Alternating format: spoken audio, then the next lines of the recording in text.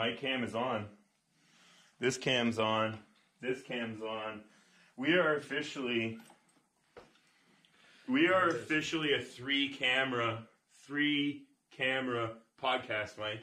Wait a minute now. Hey now, wait a minute now. We're on the internet, one of these podcasts now. Let's go. Hey. Our first guest is one of those Logan brothers or whatever the fuck. Any podcast that has three cameras on it with two dudes, the first dude is always one of the... And then Theo Vaughn. Yeah. We got Theo Vaughn. Man, my cousin said to me, get on this podcast, but this podcast is nothing but snacks and stoners, man. What the fuck? We're smoking baby John's the size of baby legs. They said, come by and do the podcast. I showed up. These guys are smoking weed, man. They got no respect for me, man. They kept calling me Theon. Hey, Theon Vaughn. You're drinking Coca-Cola. We got a fucking water sponsor, dude. That's can't right. Get away. He's a Coke addict. And now that the show has started, I officially switched my beverage of choice to Mountain Fresh Death. If you're death, it should be fresh death. All right, so here... Old death is stinky. We have to each make a fake Liquid Death commercial. So Mike will be like, you sitting at home wondering what you want to do with your life? Drink Liquid Death. Stab your wife. Hi, I'm Liquid Death spokesperson Mike. Hey, I'm the snackman. If you got the munchies and then you get dry mouth, you might as well murder your thirst with Liquid Death, because I said so. You know what? That was really good. Do not stab your wife with a knife. Quench your thirst with Liquid Death. That was much. Murder your thirst with Liquid Death. But first, shout out to our sponsor, Headwater. We have dabs this week, Mike. We all are smoking Headwater. I got the Baby Yoda here in my official Headwater Baby Yoda jar. Get yours at babyyodaheadwaterjar.ca. That's not a real website. But I'm going to put it up. Yeah, put it up anyway. I figured out how to do that. Yeah, that was one of the things I learned last week. You're like, your podcast seems like you're just winging it.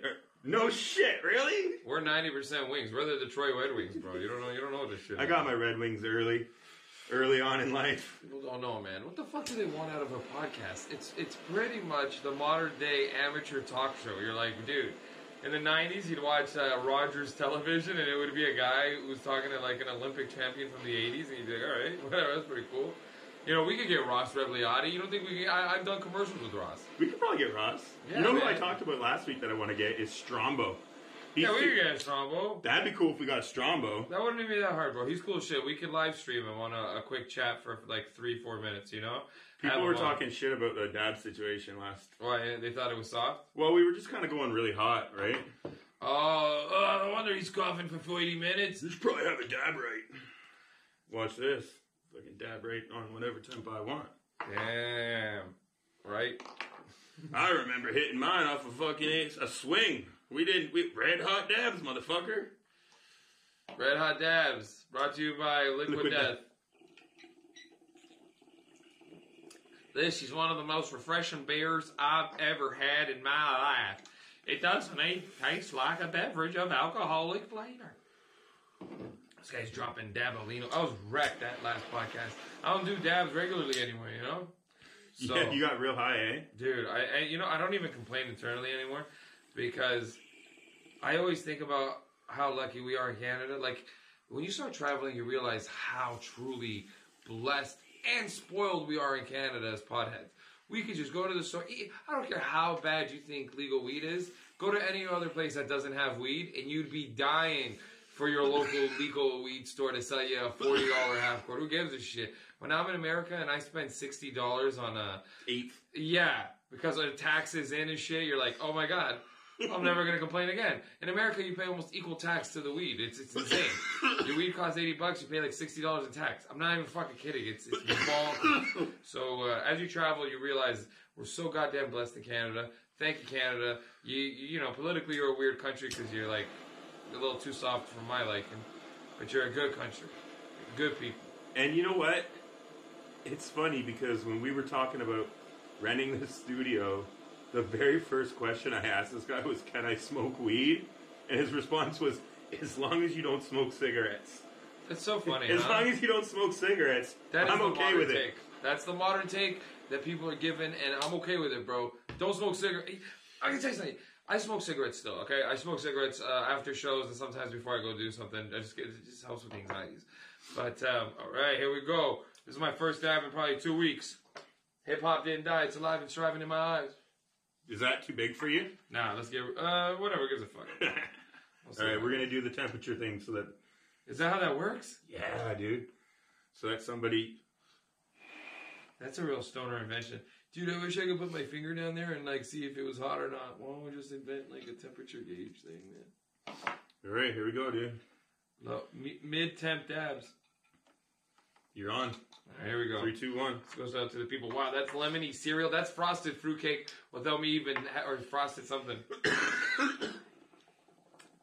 Shout out to Headwater. We'll Headwater Cannabis. At Headwater International. At Headwater International. For the dabs provided, we're going to cough into the microphones now for the next 15 to 20 seconds. And then we're going to talk some shit.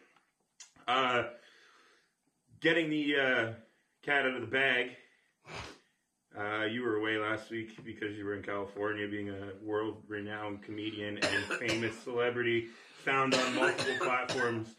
The multi-talented Mike Rita. How was being in the warm weather while I was here in the cold?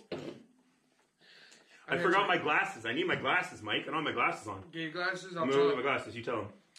So you're right. Had to go out to California filming a TV show out there. Love smoking weed in California. And if you got a cough, this is a cough break.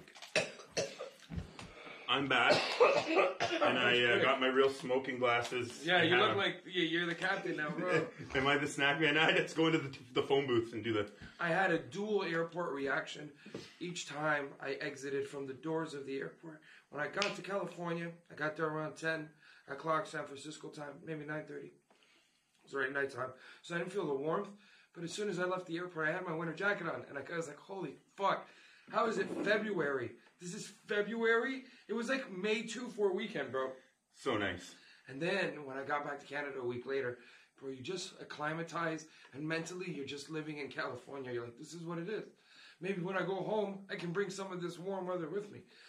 I arrived to a snowstorm, barely landed the plane. Motherfucking open those doors at Pearson Terminal 1. Just what a slap to the face.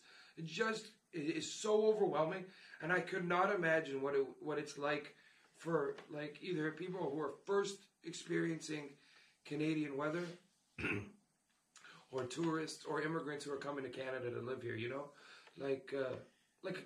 Can you imagine never experiencing a Canadian winter and then getting to Pearson and opening up those doors and it just bro, it hurts your balls. You know, I think, and I could be wrong, maybe somebody internationally, but I'm pretty sure people know when they come to Canada exactly what the fuck they're getting into if it's winter. We are worldly renowned winter destination to not fucking come here in winter. We went through this in the first podcast about why our weed tourism isn't as good as it could be. Yeah, you're not wrong, man. But like, how many American friends do you have that are like, yeah, man, like, I'll come in the summer. Yeah, everyone comes in the summer. I'll never come here in the winter. Popping in the summer, man.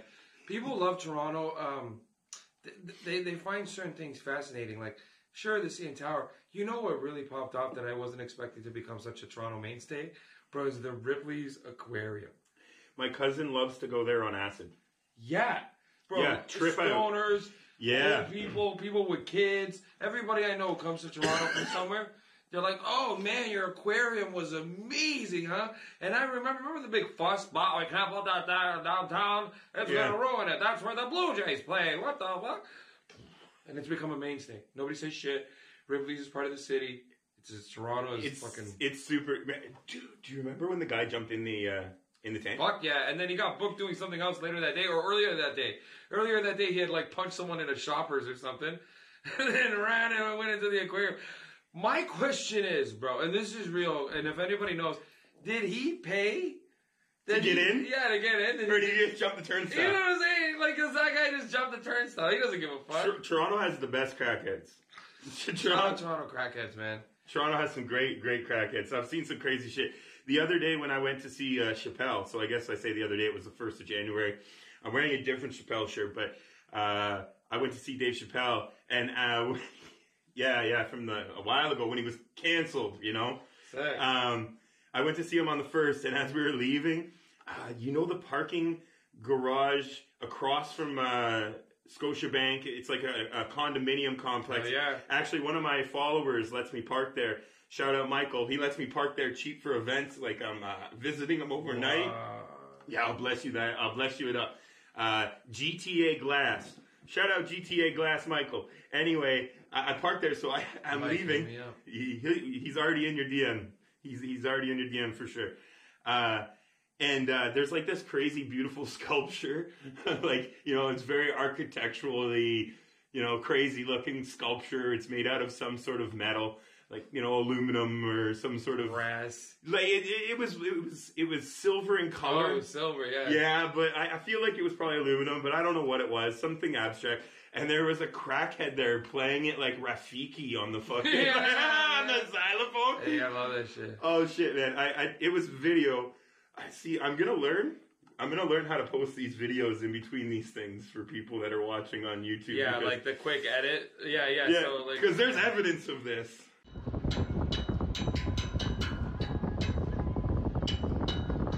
Fuck yeah.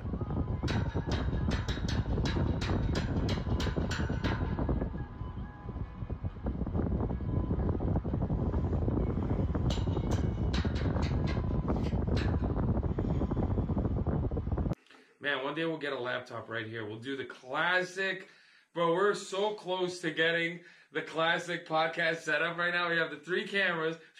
Yeah, look at them. There's one right there, Mike. You guys don't know. There's the other one. We upped our lighting game. You guys have no idea. This shit is a fucking... it's a sunny day in here now. I was trying to get you to come back, man. I figured when she went to California, they were going to have like a real setup. Yeah, we did a TV show. Anytime you do a TV show, you're blown away by how much more work it is for anybody else other than the actors. You just show up. Say your shit, yeah. Yo, you just show up and there's guys like who have been breaking a sweat since 6 a.m. trying to set up a sun diffuser that's like 20 feet wide for the entrance. And you're like, what? Boys, where's the coffee? I'm exhausted. We stayed up till 3, smoking weed and laughing. What do you guys got here at 6, man? And, there's a truck somewhere with food, right? I know there's a truck. This gigs was catered. I read it in my rider. You know what the best thing is? Is a food truck with the old side roller that like pops up this way, and then like an old Mexican lady just frying tacos. And show you, man, I'm down a party in Cali. Cali street tacos. Shout out bro. If you're ever in California, don't ever go to a place that has a storefront. Fuck a storefront. You go to a place that's on a street and it has like a picnic table outside of it and it's just a truck. And the guy barely speaks English or the lady barely speaks English and their teenage kid is there with them. And they're the ones that speak English. You're like, hey, 2 tacos? They're like, yeah, what do you need? And they're like, what's good, money? You just did that on the phone with your mom, man, when your mom called. You were talking to her. Half Portuguese and half. I felt like I was in a convenience store asking the price of something. Yeah, that's right, bro. Because my mom is she's pretty Canadian at this point. So when it comes to speaking Portuguese, I just do it out of respect, like for like basic conversation. But the real details are always in English. Like it's so funny. Yeah, you're right. I must have been like, "Mom, blah blah blah blah blah," and then yeah, there's a snowstorm, and because I don't know how to fuck say snowstorm in Portuguese, so you kick it in. You know, the snowstorm, yeah, it's pretty good. A lot of snow. Yo, so I'm sitting there and I'm like, this is that Portuguese? Like, are these words Portuguese words that they just share with English people? Yo, that's the funniest shit, bro. I'm so confused. That's so you're lucky funny. I didn't do any psychedelics. I would have thought you were doing some gibberish on me. This guy's gibberishing, man. This guy's a fucking this guy's old world, bro. Did I ever tell you the story about going to Darien Lake and riding the roller coasters on acid and tripping out? Wow, you went to Darien Lake, bro? Okay, so shout out Darien Lake commercials of the great 90s. Yes. Fox Channel 28 or whatever the fuck it was. They just Western New York. Western New York commercials of kids who grew up in Ontario will definitely know what I'm talking about. We got tons of Buffalo, New York commercials. Shout out to all those commercials. I don't even know if they're around anymore. Some of them are. Some of them are. We talked about William Matar and all that on the last. Did we talk about that? Yeah, we talked about that. That's the first motherfucker on the first that came episode. Jesus Christ. Yeah. So I went to Darien Lake, and the cool thing about Darien Lake is and we talked about this on last episode in a different matter. If you buy a concert ticket at the Darien Lake Amphitheater, you get into the park for free that day. And when the Dead and Company play, at Darien Lake, they usually play in early June before the kids are out of school. Wow. So it's like a Tuesday. Like second week of June. Man, that's the dream day to be at a fucking theme park. So, and so it's like, 15,000 deadheads. Majority of them are doing some sort of substances, and we just invade the theme park and ride roller coasters and just... What time do these shows start at? They start at like 7. Wow. So we roll out of bed late, get to the theme park around 10:30. There's nobody there, right? So the last time that we did this...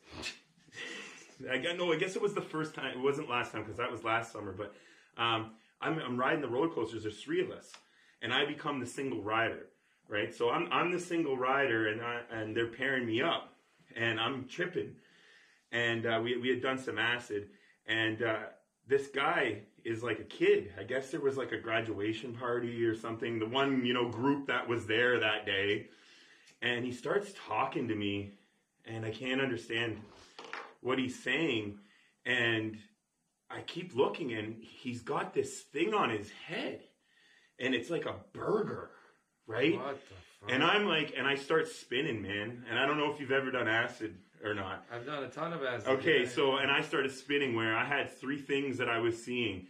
This person talking to me, and I can't really make out what he's saying, with a burger on his head, the logo of the roller coaster, which was like a viper, right? So like the snake logo. And my friend Spencer going, "Are you okay, man? Are you okay?" Oh, and I'm starting to do the spins. Do. And I just finally, and I'm like, "Nah, I need to leave." And he tells me, "You got to go out and go that way." So I somehow manage. And like, I had that moment where I was like, I'm either getting out of this, or I'm going to wake up to people over top of me going like, "Are you okay, bro? Like, wake up, right?" Worst feeling, by the way. Spins, the worst feeling. Spinning, just spinning. And I managed to get out of it. And I get out and I go back down the entrance. You know how embarrassing that is, right? You're going back down the entrance of the roller coaster. Wow. Right? And everybody's just standing there watching me fucking just bail, right? And so then they get off the roller coaster and they come back. And psychedelics are so much fun, though. If you can handle it, they're so much fun. I don't know if I can handle it anymore. Come hang out with me, man. I can do mushrooms because they're so easy, but like, I used to be like, you know what, man? Okay, sorry, finish your story. So, come hang out with me and do the psychedelics. Anyway, moral of the story is they come back to me and I'm just like, man, I'm so sorry, guys, but I couldn't understand a word that kid was saying. And like he had something on his head, and my buddy goes, "Ted, he was autistic, man. He wasn't actually speaking like correctly at all, and he was wearing a stuffed burger on his head that he had won at the carnival. Like he had like one of the game, like when you win a game at the carnival and you get like one of those like hat things if you're a kid, and like a Dr. Seuss hat when we were a kid. Great, this thing was like a burger hat, and he was literally talking to me in complete gibberish. Like obviously if I wasn't super high, I maybe would have been able to to get through it. You would have known. But they were all like, "No, dude, you were totally on point. That you couldn't understand a word that guy was saying. Thank God you got out of there." Yeah, so I don't even classify that as a bad trip. Dude, that's the funniest shit, man. Honestly, though, Give me that later. People don't know, man. When you're really high like that, if you don't grasp the beginning of the sentence, it's like you're trailing the whole sentence. It's like you're trailing the sentence the entire time. Like you're trying to catch up to the words, and then it's what, and you're like, what? The fuck did he say right now? I was trying to figure out what the fuck was going on with his head. Bro. I mean, I've been there, man. I've been there. I've been on trips, I blame it myself. Like, I can't. This guy definitely doesn't have a hamburger on his head. Why would he have a hamburger on his head? That doesn't make any sense. I don't think I could do it. When I used to do acid, shout out people who could do acid in public. I did acid in Toronto once in my life when I was growing up as a teenager, and then after that, forever. Every time I did acid was out here in Wasago at the cottage in my backyard. And I realized that I also didn't like a mid-high from hallucinogenics. I didn't like doing 1 or 2 grams of mushrooms and just feeling kind of like weird. No. I needed to go deep. I needed to do like 5-6 grams, yeah. break it up in a fucking coffee grinder, mix it with a Red Bull or an orange juice, And then I'm sure there's somebody who's going to be like, if you break it down, those things break down. But I just didn't know at the time. Those were the things I liked drinking. Red Bull and mushrooms are a fantastic. This guy's speedballing mushrooms right now. Yeah, dude. I was speedballing. It's a mushroom speedball. And I would do it at 10 in the morning. And on a really hot day, I would purposely choose the hot, like a fucking scorcher, whatever, if it was a Tuesday and that was the hot day, that was the day that we were going to do shrooms. Because you'd want to wake up, have yourself a hearty breakfast, get some shit in you, some proteins. And then, dude, I used to also realize pretty quickly I didn't like having anything on me. The less I had, the better. So I just wear my swim trunks and like can we still say the word wife beater as a shirt? That's not. There's no way that's allowed anymore. I mean, it's allowed with me. Like because white people can say it. I think it's a white people thing. I think white people are allowed to say wife beater. Fucking wife beater. And I think we can claim that. Yeah, because it's a full.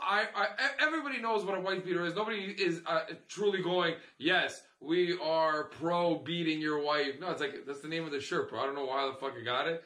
And one day it might be in a program where we're like 80 and our grandkids are like, you can't say wife beater, grandpa. Like, give me the goddamn wife beater. I think there's no one wants to call it an undershirt. Because then you're wearing an overshirt. An undershirt is an overshirt. Yeah, and a stupid undershirt. What the fuck is an undershirt? You know what I'm saying? It's a shirt. And the name of the shirt is the wife beater. Like the T-shirt is the T-shirt, bro. That's the name. What's the T?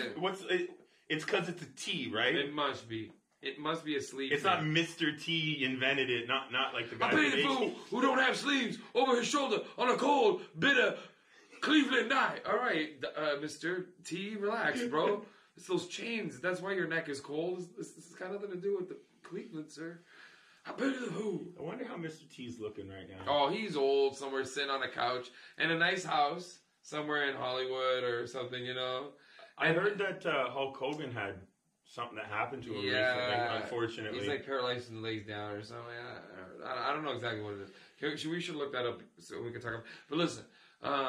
We should look that up, actually, one day. All right. Go ahead. Celebrity death pool right now. Who do you think dies this year? We're in the second month or some shit, or third month. I don't know what the fuck. I don't want to jinx this shit, bro, because you know how the internet is? If I say it and they die, they're coming to you? Oh, okay. They're coming for me, Mike. I'm not a comedian. Yeah, I know. I get jester's clause or whatever that shit's called, where you're allowed to just say whatever. I gotta do at least a Georgian Bay Comedy Festival, February 18th. At the Collingwood Brewery. Okay, but listen, dude, that's real funny, actually. But listen, man. All right, so listen. Getting serious. I think as we get older, it's trippy to see which guys are going to go, and which guys get weird sicknesses. Like Hulk Hogan being paralyzed from the legs down and having to, use a crazy thing, a walker. You're like, damn, Hogan already's there. Mr. T. I don't know, though, but see, for me, I'm kind of I'm surprised Hulk Hogan has a back still. Yeah, wrestlers are fun. So at that point, so on the same thing, okay, so we'll go on the celebrity deathmatch thing. Rest in peace to Ken Block. Ken Block did the most craziest fucking shit. He had so many death-defying stunts. Yeah. When I was down in Florida last year, I went by the filming of the last. It wasn't Ken Block that was driving it. It was Pastrana. But I was driving by and I saw this crazy fucking Hoonigan car. And I messaged Jimmy and I was like, bro, I don't know what the fuck they're doing on the 7 Mile Bridge, but I just saw a fucking Hoonigan car and some shit's going down. It was like a year later they dropped the video that I was driving by. They must have closed the bridge off shortly thereafter to do the filming or whatever, right? That's so fucking sick. Anyway, moral of the story is Ken Block does all this crazy shit and then he's riding a snowmobile and the snowmobile falls on him and he dies. Rest in peace to Ken Block, but you know what I mean? After all the crazy fucking shit that he did, something simple, bro. That's put shit in perspective, right? I've never actually been on a snowmobile, and you asked me the other day. I've never been on a snowmobile. I tell you something. I grew up in the city, and nobody I knew had a snowmobile. And now that I moved to the country, everybody I know has a snowmobile. I have 3. Yeah, that's right. That's right, bro. Did I tell you about the video of me crossing the water on the snowmobile? No, classic. Okay, bro. So there's a video, dude. I ditched my snowmobile. I crashed it. So I crossed the water on the snowmobile. You go from the ice, you go across, and I have my receipts. We're going to post these in the story when, across from the ice, across the water, back onto the ice. But I had the GoPro on my head. I was playing cameraman too. So I wanted to turn around to get the other people coming across the water. Okay. And as I was turning the sled, I dumped it and I rolled it. And but to my credit, because I'm a real northerner, Mike, unlike you're new to this, so I'm gonna give you the ropes. I just got it. We flipped the sled over. We got the shit going again. My handlebars were a little fucked up. I rode that bitch home, and the next hole of water, you know what he did, Mike? No. I went right across that. Yeah, you did, bro. I'm not gonna lie. These dudes, people don't know, all right? Listen, if you're listening and you don't know some country dudes, these guys got balls to do shit that you couldn't imagine, bro. Like, it is what it is, bro. People are jumping shit and four-wheeling and fucking dumping clutches and people... dumping clutches? I don't know why I did that. It's hilarious. It is. I hear it at nighttime from my house. We're going out... Well, I'm not, because I'm having some health issues, but they're going out on the ice tomorrow. Oh, man. Is it your back, dude? Yeah, I was in the hospital on Wednesday all day. Damn, bro. Shit's fucked up, and they're changing my medication. Hopefully that it gets better. But it's not that I don't think I could go and ride a snowmobile out there and come back. Don't risk that shit, bro. It's that, like, the days after it that would hurt. Of course, man. Imagine the soreness. Yo, shout out anybody who's healthy and living, because there's these weird things that just show up as you get older, and you're like, what the fuck? I never had this shit. And then it's like... I woke up 36 years old. I woke up, I couldn't walk. God damn. Have you ever talked about this on the podcast? Probably not. Let's talk about this, okay? Because this is for real, bro. This is real talk. I remember one time you sent me a message and you're like, buddy, you don't... I was like, yo, Snackman, how you been? And you're like, dude, straight up, things have changed, bro. Like, I just ain't the man I used to be. I was like, what? I haven't seen you since the last days, bro. What do you mean? It is what it is, man. Like, you've dealt with it because you're a positive dude. Like, some people let that shit become their identity, the pain. And that, so tell you have a choice, and it did get to me for a long time. Oh yeah, that's what I'm saying, bro. Like, you got through that shit though. You're a G. Well, I'm sure it still bothers you now, but you know. When I didn't know what was wrong with me, it bothered me the most because it was unknown. You know what I mean? But basically, I'd always had this pain in my back, and I'd complained about it. But like, I was 30 and wore tie dye and I was a hippie and shit, and they were just like, "You're getting old, boy. You got a bad back. That's how it works. It's just getting old." And I was like, "I don't know, man. Like, I can't wipe my ass. It seems like a function." I literally can't turn, in that direction. Yeah, and it just kind of kept getting worse. And mid-30s, homie. Damn, bro. Yeah. So then, 36 years old, I was in a hotel in Toronto. I woke up. I couldn't walk. I couldn't put my feet to the ground. It felt like I had 2 broken ankles, and it would be like. Sometimes 11 o'clock in the morning before it would go away. Sometimes it'd get worse. It'd be 1 o'clock in the afternoon before it would go away. And then they started taking me seriously. And I went to the doctor emergency room, and I ended up doing like the real like gangster thing. I went in. I was like, I need an MRI. Like, I know what I need. I need an MRI. Send me your best doctor now. Where the fuck is house? I need an MRI. And you do the house walk until you get a house. And they were like, it's going to be a long time. And I said, I'll just go to Buffalo. Because I love Buffalo. Shout out to 716. I don't need your system in Ontario. This man is for real. I'll just go to Buffalo and pay the money. People don't know, man. Shout out Buffalo. This guy loves Buffalo, bro. I'm going to be there on Saturday. See what I'm saying? Saturday to Monday. Anyway, so they finally took me seriously, got an MRI, and I'm in the MRI machine. Anyone that's had an MRI knows that it's fucked. You go inside this like crazy alien like machine, and they give you headphones that work off air, and it's all sorts of alien technology. I don't know where we came up with it. Whoever came up with the machine, we need to investigate that person. It's definitely alien technology. That's on another episode. We'll have that guy from Blink-182 to explain it. Mark Hopkins. We need Tom DeLonge. Yeah, that's it. Yeah. Sorry, he's busy. That's so anyway, they found out I had this disease called ankylosing spondylitis, and I went back to my doctor, and he dropped me as a patient. Why? Because it was such He said, "Why did you get an MRI?" And I said, "Because you told me to get a massage, fucker." And he said, "I'm sorry, I can't help you with your pain management." Treated me like a junkie, which, like, anyone that knows me, like, I like to smoke my weed, and yeah, sure, I'm a degenerate, but, like, I'm definitely not a junkie, and I don't do junkie drugs. And basically, he said, if you're so smart and you know what you need. You tell me where you need to go. So I pulled my phone out, and I put into Google, Mike, I swear to God, I put in Canada's best ankylosing spondylitis doctor. I hit search. What came up? Dr. Robert Inman at the Western Hospital in Toronto, who is the director of the Ankylosing Spondylitis Society of Canada. And I went, yeah, I am smart, motherfucker. I want to go here. And there was some time in between because of COVID. I went to this doctor. Yeah, that's when we talked. It was COVID time. Yeah. In between, I had another doctor who misdiagnosed me, and there was a bunch of stuff that happened. What do these guys think you have, bro? The doctor that thought in between thought I had fibromyalgia. Damn, bro. Fibromyalgia ain't no joke, man. But that's scary. What a fucking shitty thing to fucking. Yeah, but it didn't really help what he was doing. My other doctor, my family doctor, who's retired now, he took me back. He said, "This guy's crazy. All your blood work says something's fucked up. You need to go somewhere else." And then Dr. Inman got, he's a world famous doctor. It takes time to get to these people. That is one of the downsides of not just being able to pay to play like in America. You could just check and just cut to the front of the line if you wanted to. Here, you kind of see them no more. You got to wait, right? So they called and they said, "You want an appointment?" I went there for 6 hours. At the end of the 6 hours, this man looked me in the face, Mike, dead straight in the eye, and he said, "You've been in a lot of pain for a long time, haven't you?" No way. I didn't know if I wanted to hug him or break his face.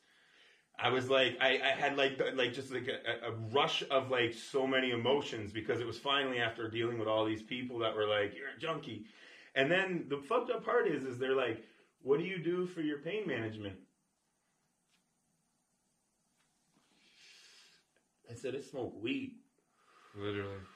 And they said, "Does it help?" And I said, "Does any of this shit help?" And that's the truth, bro. And he looked at me and he said, "Fair enough." I said, "All we're really doing is just masking things, right?" So I smoked my weed. Shout out Dr. Mask. I can't remember his actual name. Dr. Inman. Yeah. And so they gave me a good prescription. My prescription is for 30 grams a day. And I don't take any opioid pain medication. Have you ever actually hit your limit? Have you ever smoked 30 grams in one day?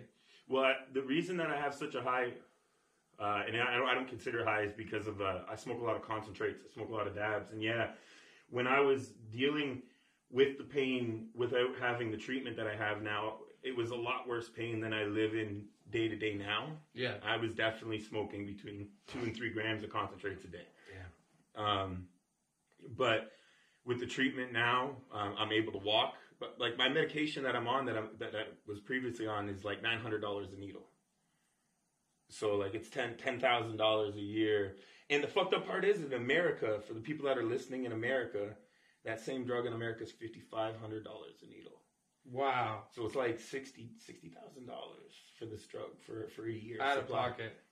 I mean, everybody's like, "Well, you have insurance, but nothing's free in this world, so somehow you're paying for it, right?"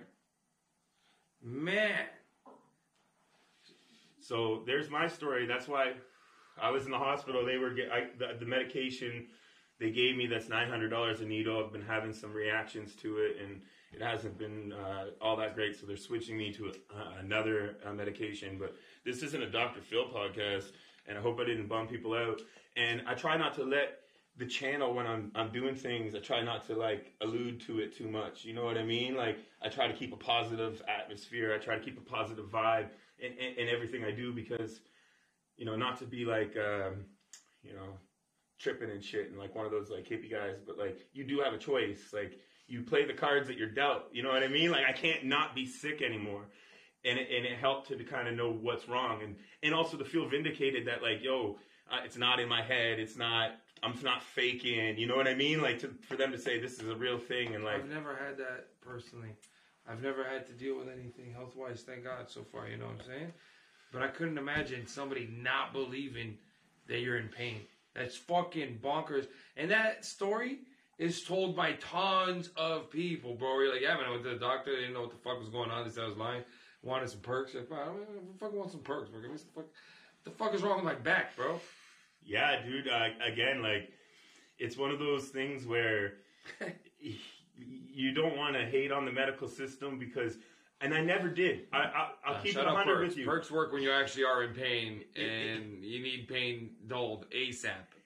But what I'm getting at is that along the line, when all these people were treating me a certain way because of the way I looked, so I understood it. You know what I mean? I wasn't like, yo, fuck you guys for treating me like a hippie. Look at me, Mike. You will, bro. You gotta accept what you look like, man. You know, like, and it is what it is. Society has an issue with that, though. But again, like, it's like, you know, I understand there's a problem in the streets right now, and you're just trying to protect the system. That's why you're not giving everybody pain medication. And I just happen to be that one person out of the 300 junkies that showed up here today that actually had a problem. Like, I'm not going to hate on the doctor, you know? Like, so funny, bro. I'm trying to, like, be a realistic person. And that is the white man's stereotype. Is a guy with a beard and long hair, like the way that you look, is a junkie. Or a crackhead, or a street person, or somebody who's struggling, or it's like, no, I just like having a beard. Like, and it's been more accepted lately in, I guess, the last 3 years, I guess. I mean, I just have depression. Yeah, I got the basic shit, bro. I don't know if you know this. I got the entry level. You know, a lot of people got this one. Bro. I'm saying lupus. I'm not creaming. There's no oils going in this bitch. Like saying rabies. No, rabies.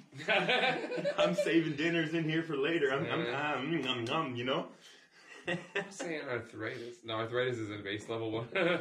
No, so that's basically what it is. It's just arthritic everywhere. And yeah, the worst part about this year, Mike, to be honest with you, has been the fucking weather, how it's been changing from cold to not cold, to cold to not cold, not cold. That's gotta be rough on you, bro. That's the problem. That's the big problem with the weather and with everything like that. So, back to California, are you allowed to even talk about what you were doing, or was it like a super secret mission where you're not allowed to really, like, tell honestly, us? Like, I can't say who we're doing it for. I don't think. Yeah, it's huge, man. Huge. And it's gonna be like European big, which is really funny to me. I'm gonna say something right now. Are you allowed to say it? You're allowed to say what you're gonna say. I don't want you to get in trouble because I don't edit. I'll be allowed to say what I say. I'm gonna make sure to walk that line so I can give the listener. Shout out Johnny Cash. Shout out Johnny. Yeah. I just do it for I just do it for the people, bro. But listen, okay. All right, I got asked to do something that I had never done before, which was to write sketch that I was also going to be acting in. And I thought, wow, okay, here we go. So what I did was just reach into my bag of stand-up comedy characters, which was old immigrant people and shit like that. So that's what I wrote as character. So now I'm acting as those people in a TV show that long term, I'm trying to think of what it'll be like. Might be like Kroll Show-y type, Kids in the Hall-y type.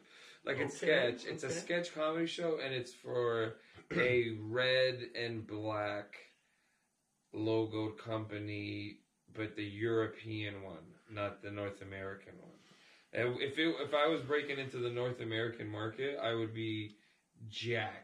Because it feels like so much more legit. You're breaking into any market. That's right. That's what my management said. They're like, buddy, this is like Wolf of Wall Street started somewhere else. Bro, you know, it is what it is. What it is. I'm gonna be huge in Portugal in a few years, and I won't even know it until I get off a plane one day and I'm walking into a restaurant and some guy comes up to me and does my character to me or something, and I'll be like, no way, like that's what it's like here, huh? That's gonna be such a trip for you, dude.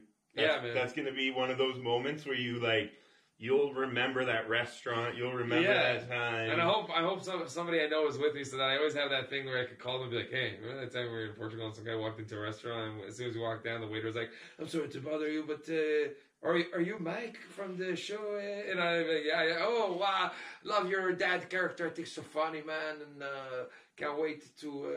And that's that's a mixed accent on purpose. When you go to Europe, I learned this because they speak like 4 languages, that all their shit is mixed. So they know French, they know Portuguese, they know English. Like how you were talking to your mom? Yeah, like that French Portuguese.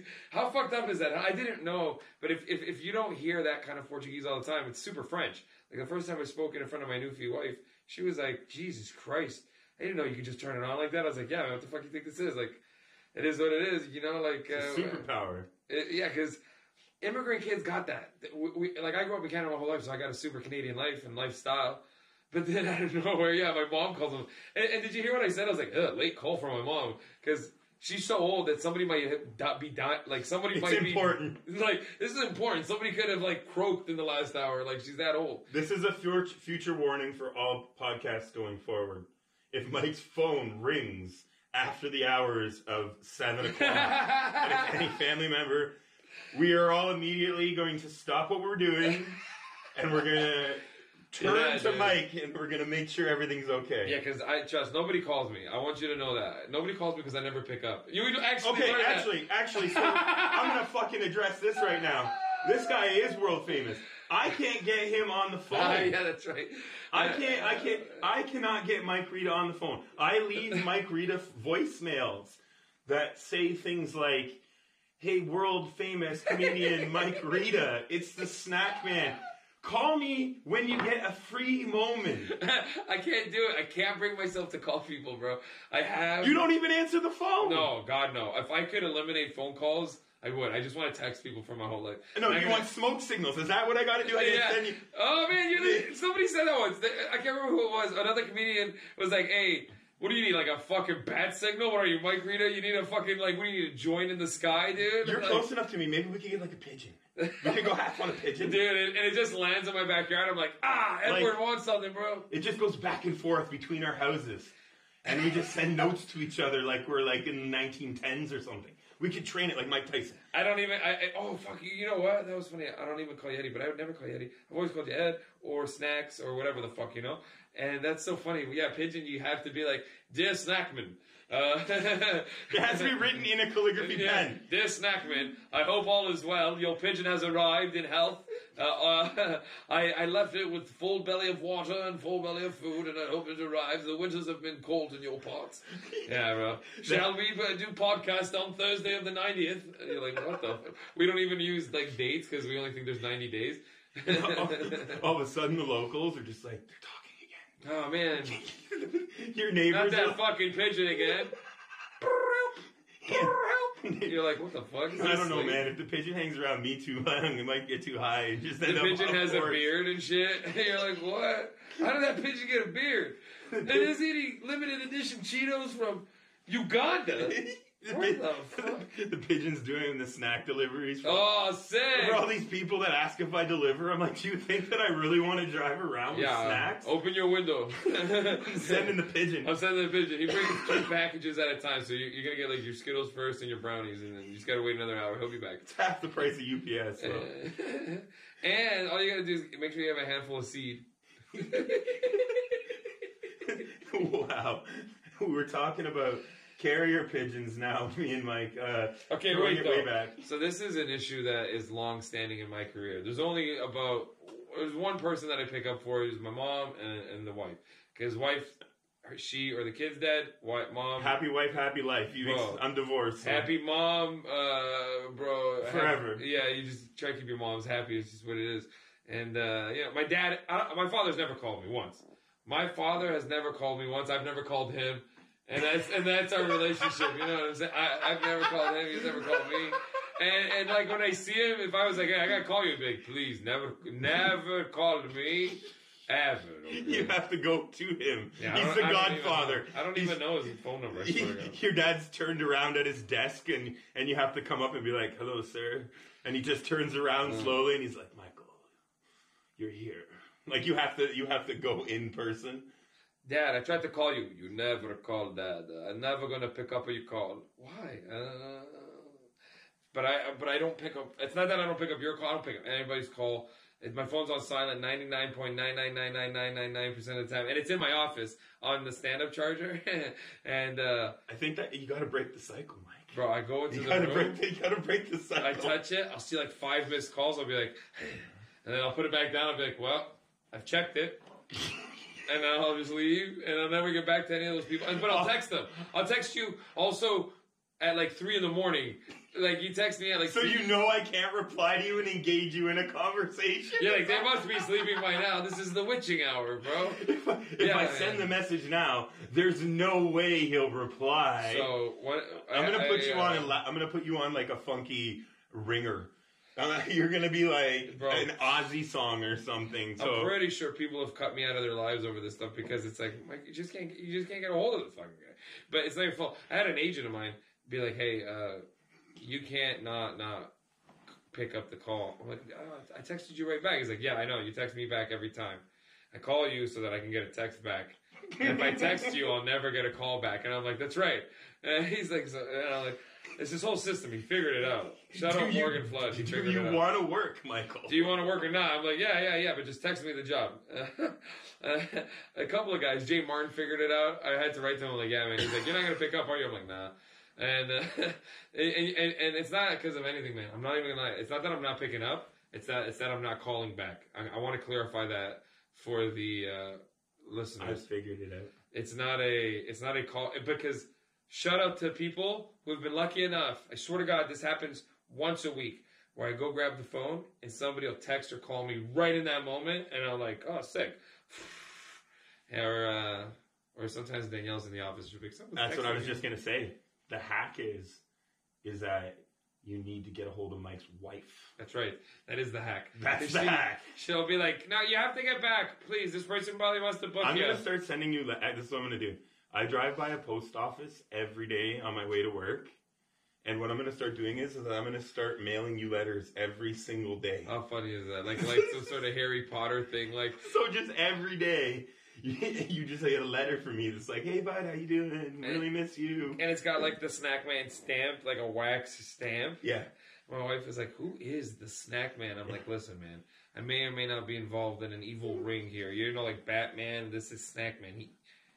I'm going to put like a coupon in every one that's mysterious. Free limited edition Ugandan Cheetos, hyena flavor. I'm just going to keep that. You go on vacation for a week, you come back. It's not newspapers that are overfilling your mailbox. It's just love letters from the snack man. Hey, dude, hope all is all right. Pick up my calls, please. I texted you twice.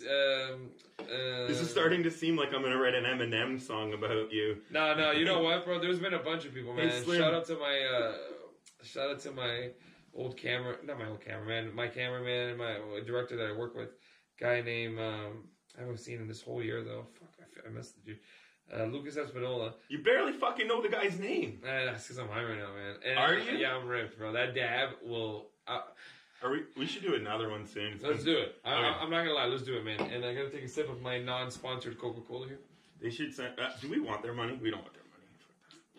Liquid Death wants their money, though. I'm sure they'll take their money. Liquid Death, give us that. I mean, yeah, well, whatever, you know what I'm saying? Liquid Death is the hip company to be with anyway. They're like the... Did you see how much water they sent? Yeah, they're OGs. Liquid Death, bro, you know. I don't know how to explain this shit, but dabs, I thought were going to be the future. And this is what I learned. Dabs are the future of smoking indoors during the winter. Dabs are the only way to smoke in hotels. Oh, man. Shut up. No, okay, wait. Pete Puffco. There's two ways to smoke in hotels nowadays. If it's not dabs, you have to use an Eco 420 sploof. Okay, so you shouted this out like 3 times. Last time too, did I? Yeah. Yeah. You know what I love about Mike? Mike is the best co-host ever because it's like 51st Dates. Every episode he shows up, he has no idea what he's talking about previously. Yeah, because the in-between of my life is so fucking wild, bro. I had to cut out acid and mushrooms because I would lose track of months. Like, I'd be high weekly and I would just lose track that it's like, oh yeah, fuck, it's April. Oh, holy shit, I thought we were still in March. I didn't clean the fucking banger. Gives a shit. See how fucking smoky it is? Now it's like a fucking rock concert in here, man. We're gonna have a live band, Mike. Right over there on that stage. Wow, for our live recording of our 100th episode. No, dude, like, honestly, I think that we should even have, like, maybe one of your comedian friends come over. And, like, just do it fucking right there. Like, could we somehow... We could be like the Tonight Show. But, like... It comes out at 7 in the morning. There's got to be a young group of people who live in tiny Ontario who would want to watch this live. There was like 5 people watching it live at 7 o'clock this morning. So I'm saying we got to find a crew. There's what's the population of where we film this? Do we know? It's small. It's like 5,000. It depends on the time of year. You're not wrong, bro. Wintertime 5,000. Fucking summertime probably like 20. Damn. In the summertime, Mike, we might have to like live podcast from the beach. It's I kept thinking that on the way here because I took the water drive here, bro. I'm not even kidding. Once you get to that little tiny beachfront area there with the Greek place and the fucking arcade and whatever, is that arcade still there? Oh yeah. Oh fuck yeah. I haven't been in a few years, but yeah. So, have we said where we're filming yet? Because that would give it away. The Greek place, You know what? We should just keep dropping hints, and people will have to figure it out. Yeah, fuck them. Fuck them, man. You know, so like, yeah. So there's a beachfront, a Greek place, a smokehouse, and an arcade, and an ice cream place too. I think the Greek and the ice cream place and the arcade might all be one, for all I can remember. You know what, man? There are times in the summer where you come there and it feels like tropical water. Because it's so shallow and so nice, and it all just sits there. There isn't this huge, like, movement of water. God. It is what it is. It's balmy. Nobody wants to come here in the winter. I don't even want to come here in the winter, and I live, like, 30 minutes away. The only reason is because of how dope this place is.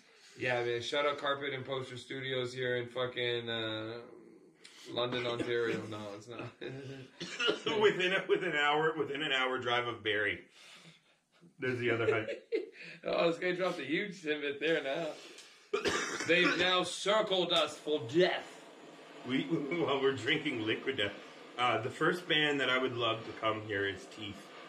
Shout out Blake from Teeth at Teeth Noise. They're going on tour, so they'll be in Montreal probably when this podcast drops. But I really honestly think that with the setup we have here, Mike, we could have a live band perform.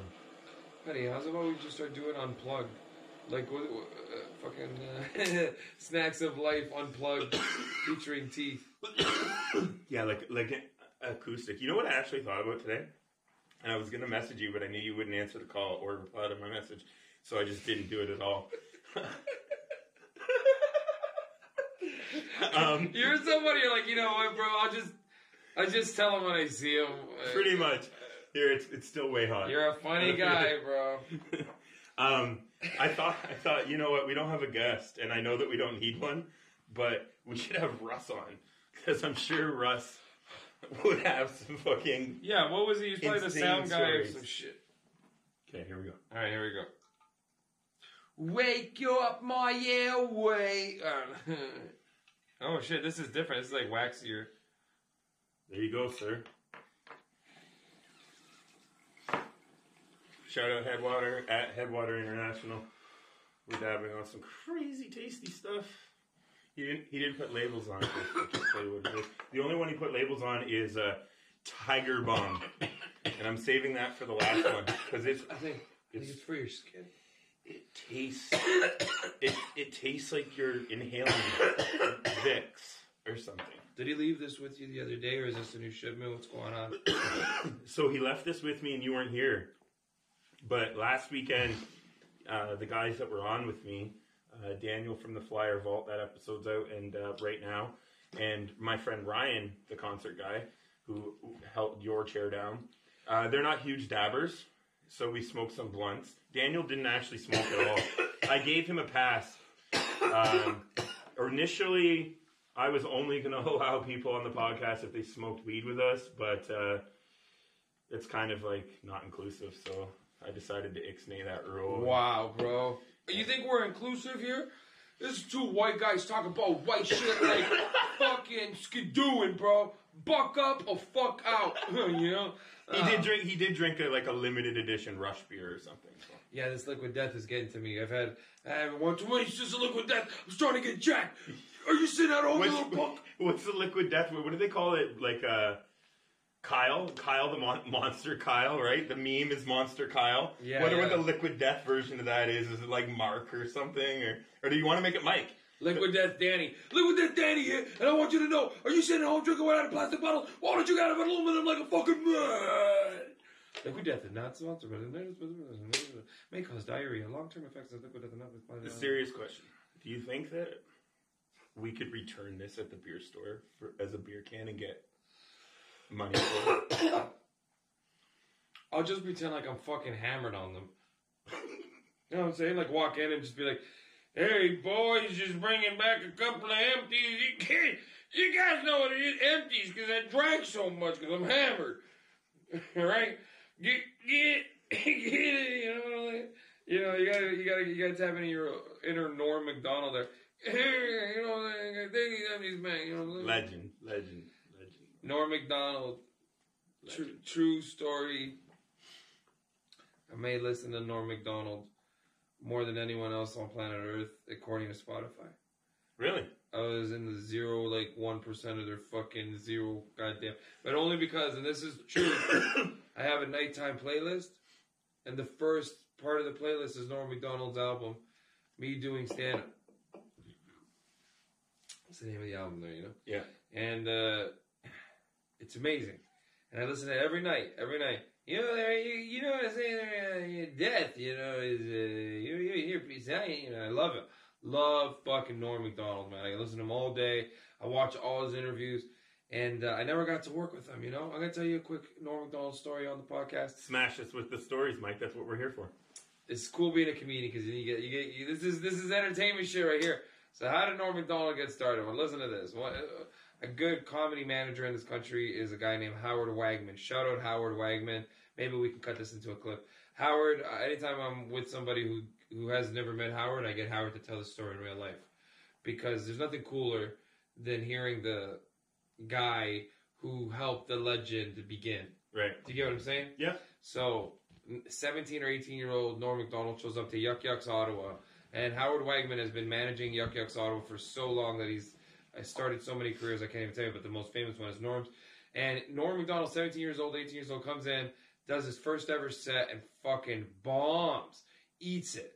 And he gets so discouraged, but he was really funny. Like, all the comics in the back were dying. Right. But he didn't get a chance to go to the back. He just grabbed his coat and got the fuck out. Right. So the comedy club owner, Howard Wagman, runs after him, like, you know, goes backstage expecting him to be there, and it's like, where's that kid? And everyone's like, oh, I don't know, I think he just left. So he runs out the club to go get him, grabs Norm MacDonald by the shoulder, and Norm's like, hey, you didn't touch me, man. I don't know if he said that. That was front. You know, like, hey, man, get your hands off me there, man. But Norm MacDonald runs out, you know, he's really sad. He's a young kid. Bombs. He tells him, buddy, you're hilarious. It's just a bad crowd. You gotta come back next week. Like these just aren't your people. These aren't your people, but you're gonna kill. Like, you're funny as hell. Yeah. Come back next week. I'll give you a spot. I'll pay you. Blah blah blah. So Howard Wagman of the Ottawa Yuck Yucks starts booking Norm MacDonald regularly. Builds him into this fucking monster. Funny. I heard a story about not Howard, but Mark, the owner of Yuck Yucks, once.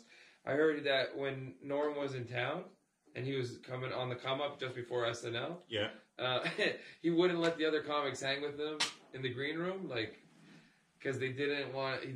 Not Mark wouldn't allow, but you know he would discourage everybody hanging around Norm too much because people started stealing his cadence subconsciously. All the other comedians, you see this guy started talking like that, you know. Right. He was protecting them. Yeah, and it's like, hey man, you guys are, you know. This is his thing. Don't fucking try to copy. Hey, nobody could copy that. We're like Canadian, like, yeah, so, you know, the guy says to me there, he says, hey, Norm, you know, and I says, what, you know, I don't know. I never met him before, you see. I don't know who he is. He just draws out the fucking thing. He's a genius, bro. Right. One of the best. Yeah. So, yeah, people were they were discouraged from hanging around Norm too much because they were stealing his cadence, and it was also diminishing their careers. Because it was like, oh, man. You have to have your own thing. Nobody wants this cheap knockoff of Norm. They want the real thing. The Wish version of Norm MacDonald. Yeah, then a few weeks or a couple months later, he broke out and he hit SNL, and that was the end of it. We never saw him again, you know? And some of the stuff on SNL, when they do, you know, the top 100, top 50 moments in SNL, it's chocked full of Norm MacDonald. Top 20 might have 3.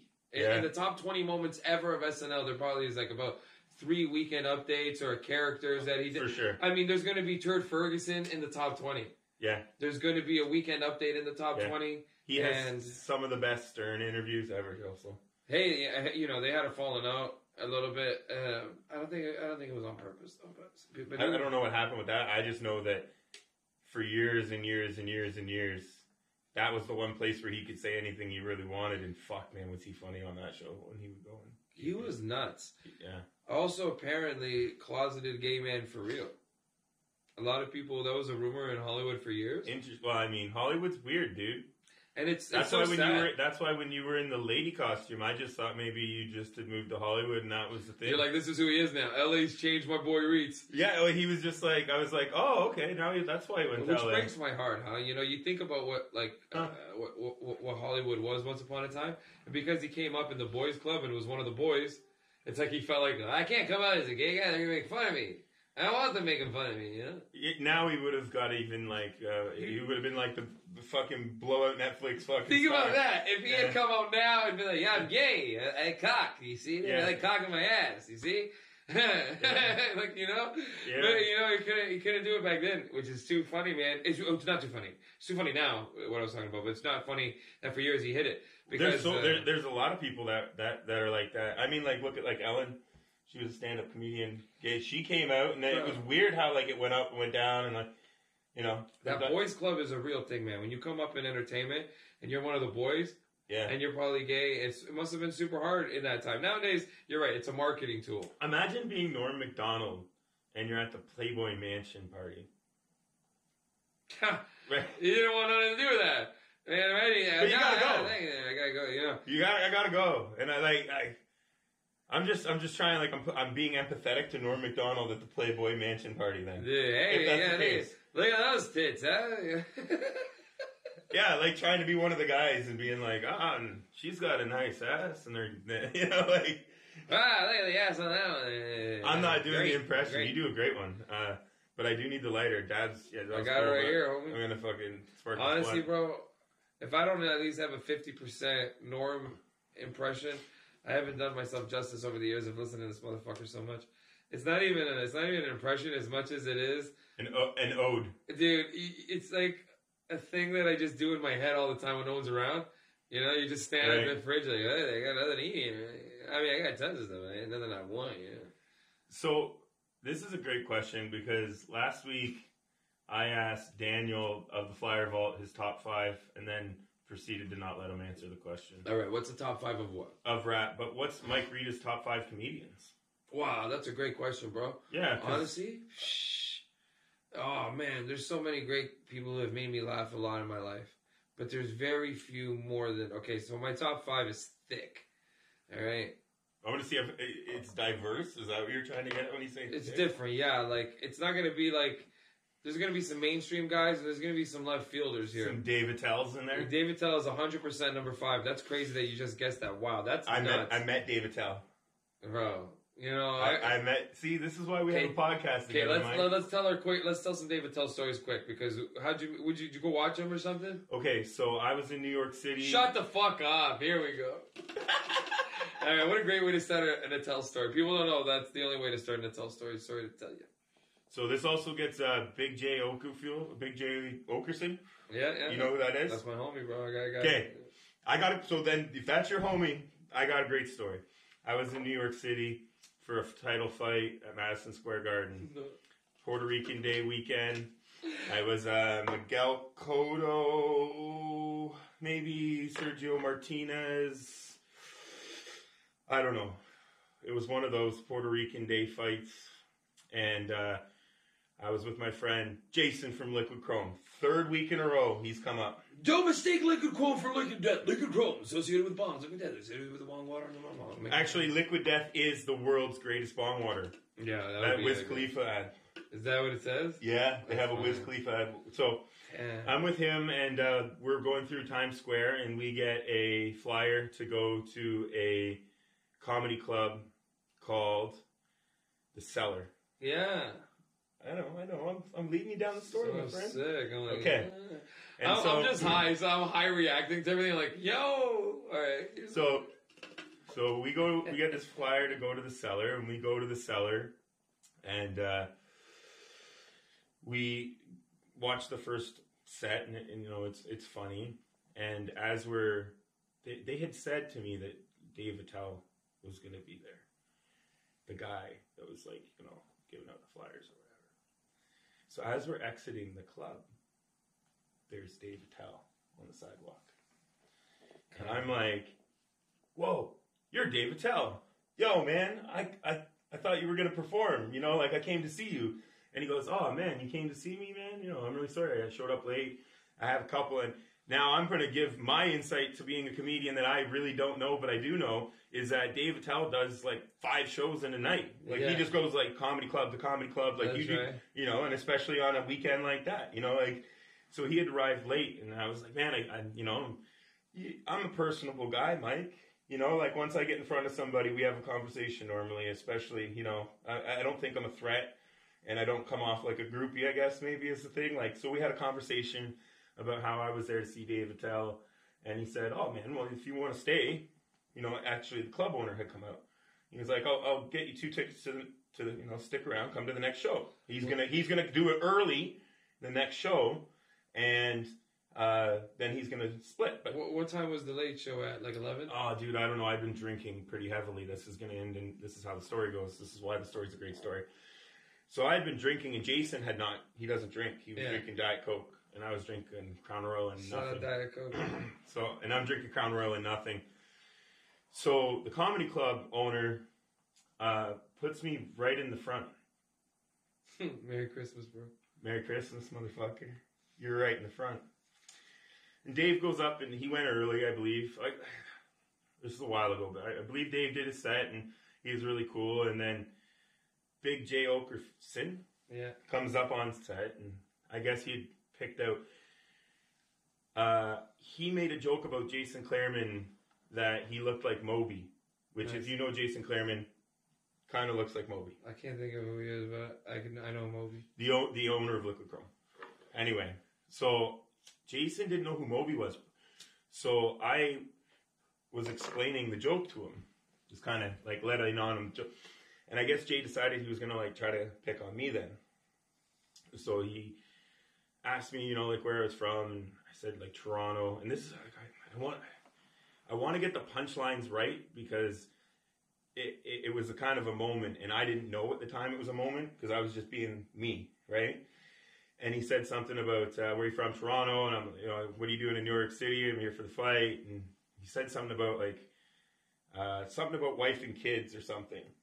I said, getting away from my wife and kids or something like that, right? And he said, "Oh, that's not very nice to say about your wife and kids." And I'm quick. And I said, "You obviously don't have wife and kids. And you got to understand, the whole crowd is people like me that have wife and kids and businessmen and shit, right?" So they started laughing. And there was a couple back and forth, but basically, Jay left the stage. And they cut me off the bar.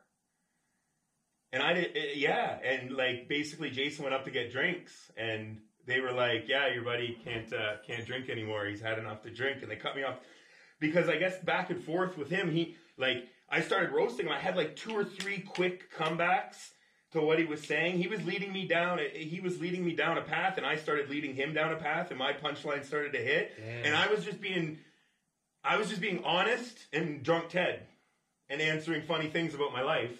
It is what it is. And so then the next morning, Jason had to explain the whole situation to me.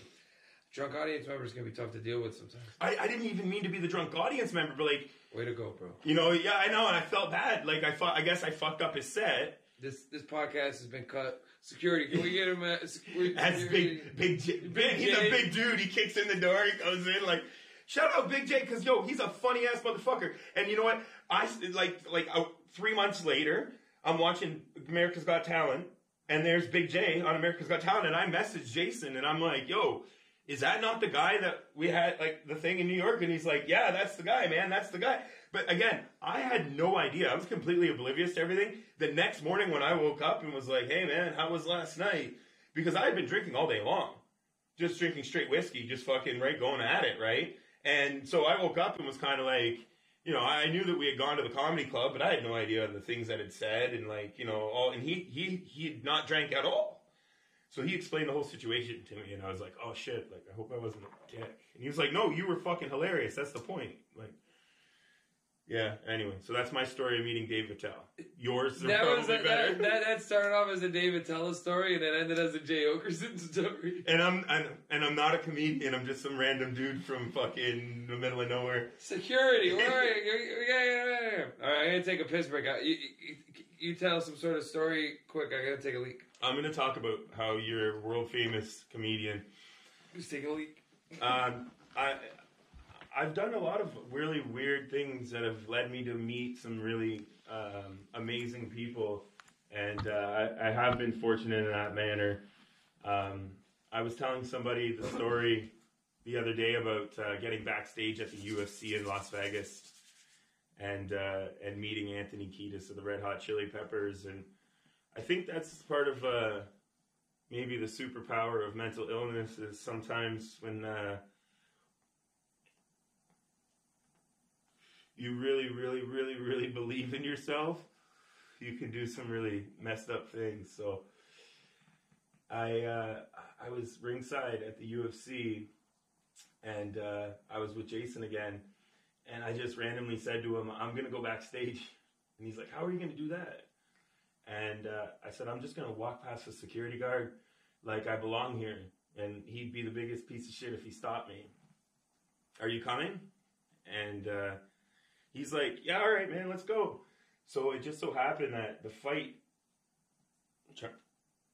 trying to reach the ashtray, the fight had just ended, and John Jones was walking from his seat to go backstage, and I timed it perfectly so that as I was about to go past the security guard, John Jones was right there.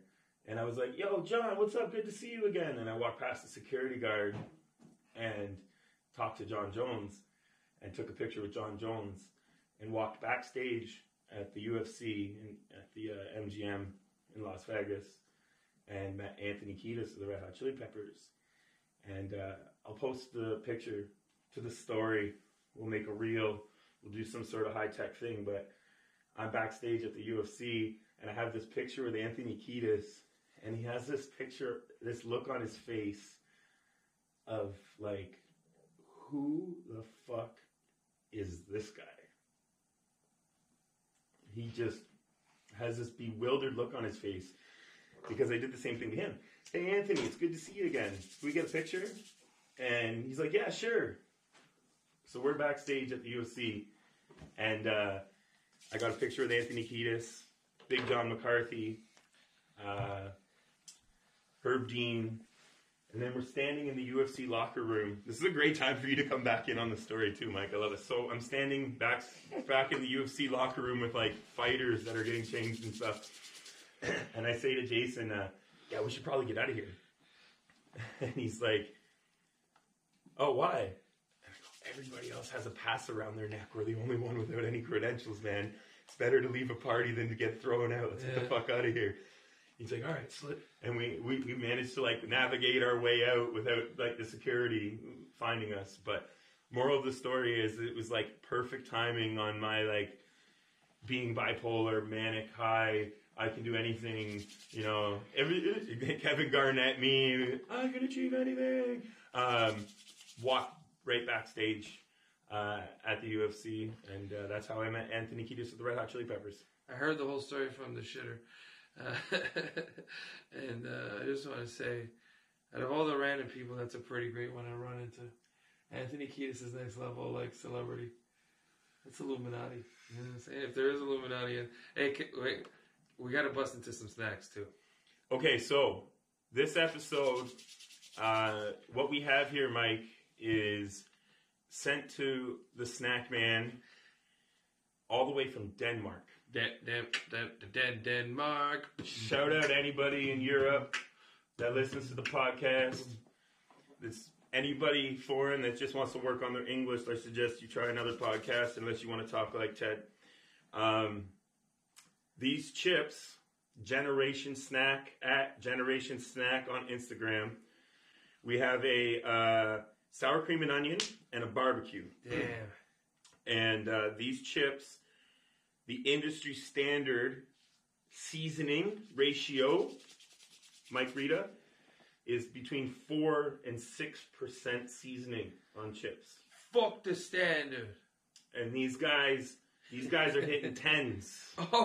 These guys are hitting 10%.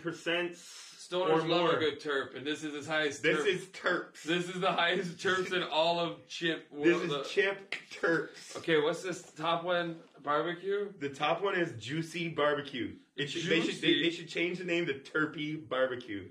Wow. Read the description, Mike Rita, in your best sales pitch for Generation Snack. Juicy Barbecue. Potato chips, kettle cooked, and heavily seasoned in our barbecue with black garlic, honey, and mango. Served in a recyclable serving tray included in your packaging. Generation Snack potato chips, heavily seasoned, 200 milligrams. May cause diarrhea. No shipping to Quebec. No shipping? Unless it's Oka. Shout out Oka. We're shipping to Oka because we love Oka. So, Oka and the Oka Strip. If you don't know what we're talking about, look it up. We did episode 1. Go back to episode 1. Did we already talk about that? God damn it, man. Yo, this is 51st Dates, bro. Dude, my whole life is this. So the other one is sour cream and onion. All right. And there was a third one that they sent, but my son Carter called dibs on it. He's going to do a Carter review on it. It was plain, though, so... Carter getting schemed. How do you double plain a chip, yo? Fuck that. Yeah, he's going to give it the critical review on the plain chips. But these great packaging, Generation Snack. It's a box with a bag inside that turns into a bowl. And right now, Mike Rita is going to show you how that works in a magic trick we like to call chips in a bowl. And look at these boxes, man. Oh, shit. The packaging is quads, as the kids would say. This is a quad packaged box of potato chips. Like, imagine the homies come over, you're having a sesh, fucking games on TV. So look at this. Oh, man, this is These so ain't nice. no ruffles. But this will ruffle some feathers at your local Super Bowl party, I'm not gonna lie, yo. This will make some people salt and vinegary. Alright, so, alright, look at this. Bang, this is crazy. Okay, first of all, you can just smash it like this. If you really wanted to. You want help? Obviously. I'm just sitting here just smoking weed being useless. Oh, no. I learned. Hey! Mike's improved! Everybody, where's the clap fucking button? I remember that. Do I have an applause button? We need hey, to wait! that. Oh, man. That was, Yes! What's the chip guy, man? Chips with berry. In the chips with berry. Yeah, in the chips with berry. So I'm going to give it the in the chips with berry smell. This is an ode to In the Chips with Berry, who also has an open invitation to come on the podcast. Oh, if we ever get that, anytime. That's a dream guest. I told Barry that if Barry comes to Toronto, we would pick him up at the airport. Yes. He's from San Diego though, so he's gonna have to come. No, San Jose, and I'm in San Jose all the time. And I will make that. We got to make that hookup. Let's go. Yo, I'll make that happen. All right, this is in the chips with Mike Rita guest review. We're gonna record this as a guest review. Yes. Oh my God, we're gonna get it. Yes. All right. Hey, this is welcome to the Snacks of Life podcast, and we're giving a shout out to our boy from California. In the chips with Barry. Oh, man. Dude, we're doing a Barry in the chips with our Generation potato chips. Generation Snack, golden sour cream and onion, Barry. All the way from Denmark. And we're trying it all the way here in Canada. And we're sending it all the way to you in America. This is a tri-country thing. This goes out to Barry. You got to give it the nose test. I get a little bit of hint of sour. Hit it in the box for the full effect. This is how you do it. That's how you do it, right? Yeah. Here we go, Barry. Okay. There you go. All right. I'm gonna get a foldy because Barry always hits the foldies. Oh, foldy. You know what? I'm just gonna put this blunt down. It's gonna go out. These are heavily seasoned and they are unbelievable. Okay, let me get in here. Okay. You could not. I'm also going for a foldy. Dude, you will not believe what you're about to bite into. All right, here we go. This is the best chip I ever ate in my life. Holy man.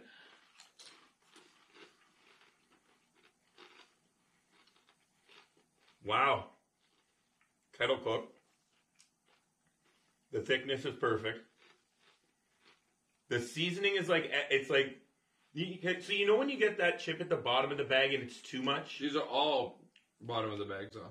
This is they're all not quite that too much. They're all perfect. Everyone is so perfectly because they're seasoned. not greasy like the bottom bag way. No, that's what. And also, sometimes you get the bottom bag one where you're like, that's been in the bottom of that tumbler for way too long.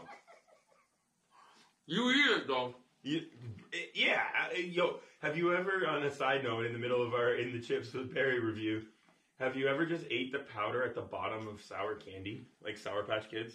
You know, like you get to the bottom of Sour Patch Kids, and you just the whole entire powder, you just like this.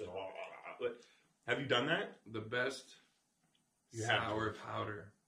He's like, he's not even gonna dignify that with a yes. He's skipping to telling us the best sour powder, and that's the powder, and that's what I love about you, Mike Rita. Continue. There used to be this candy that was like dusted with sour stuff. I can't remember the name right now, man. And it came.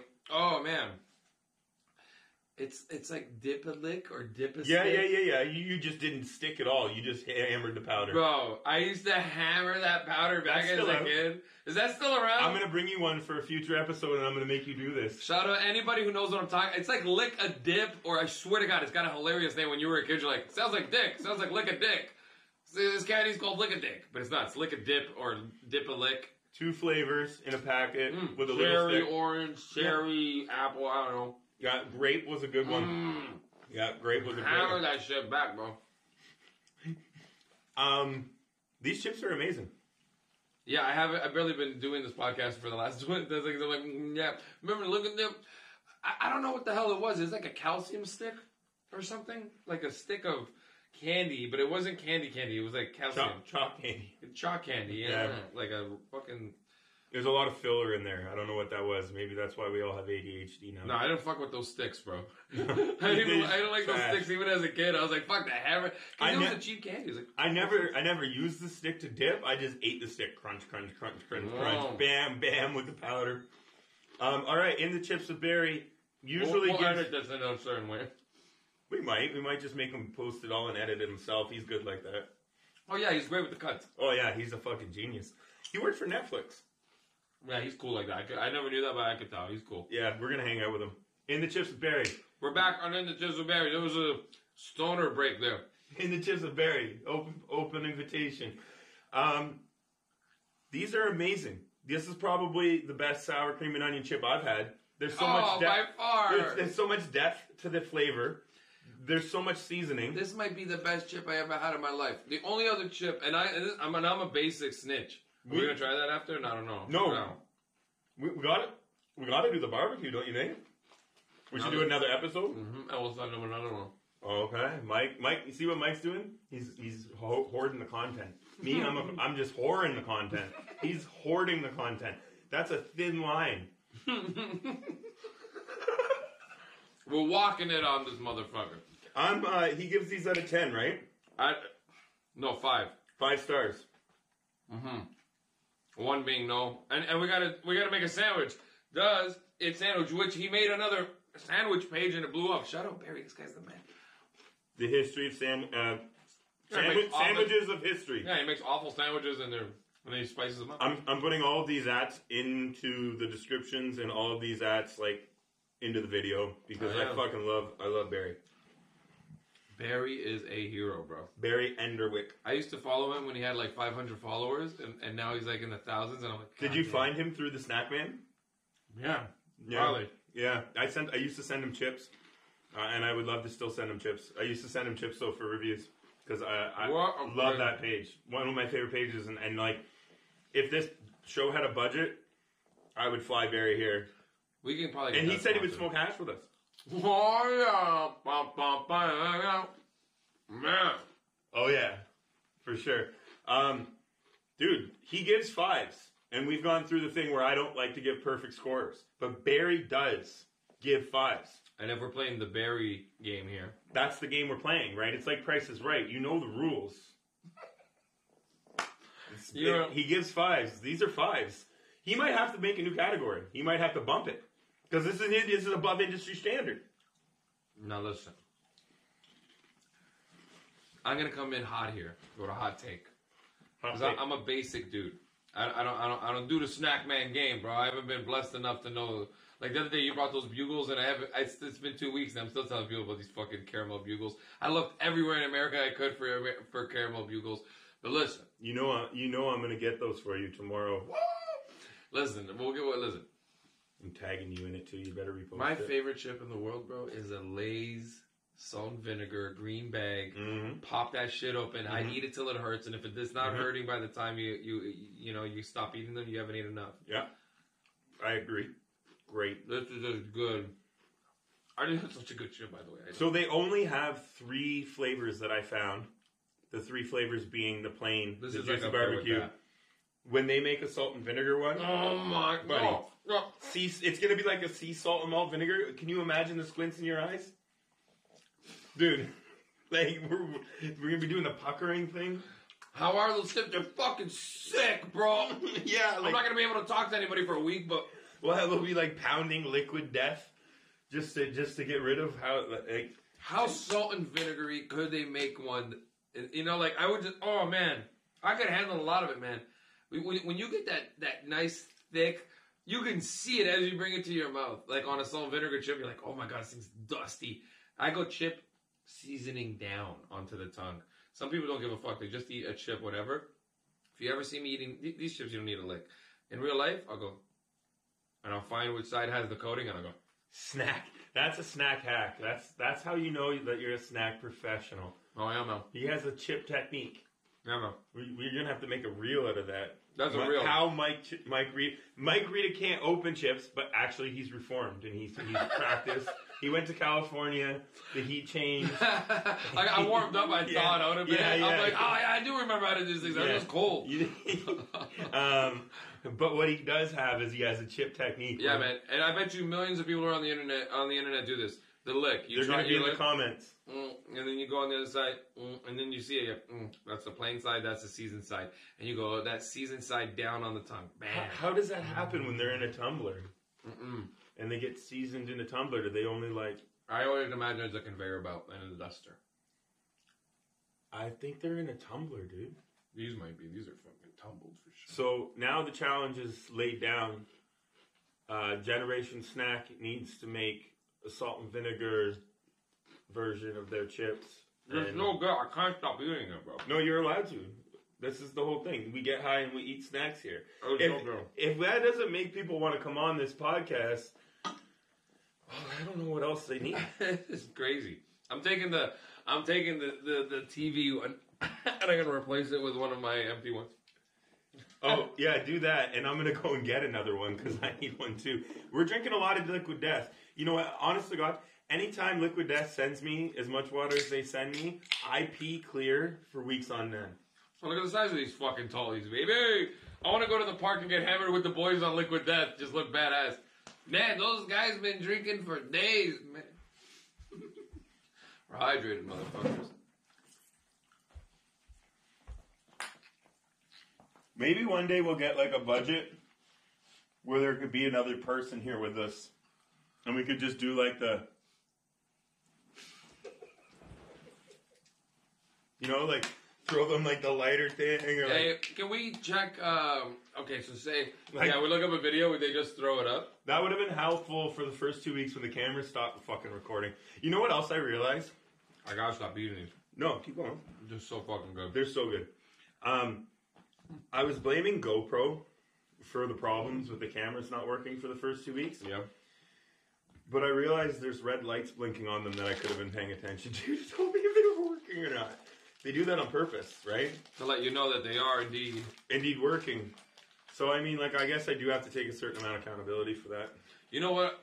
Are we baking into chocolate now? Is that what you're saying? Because now we're in it. We're in it. We're in the snack portion.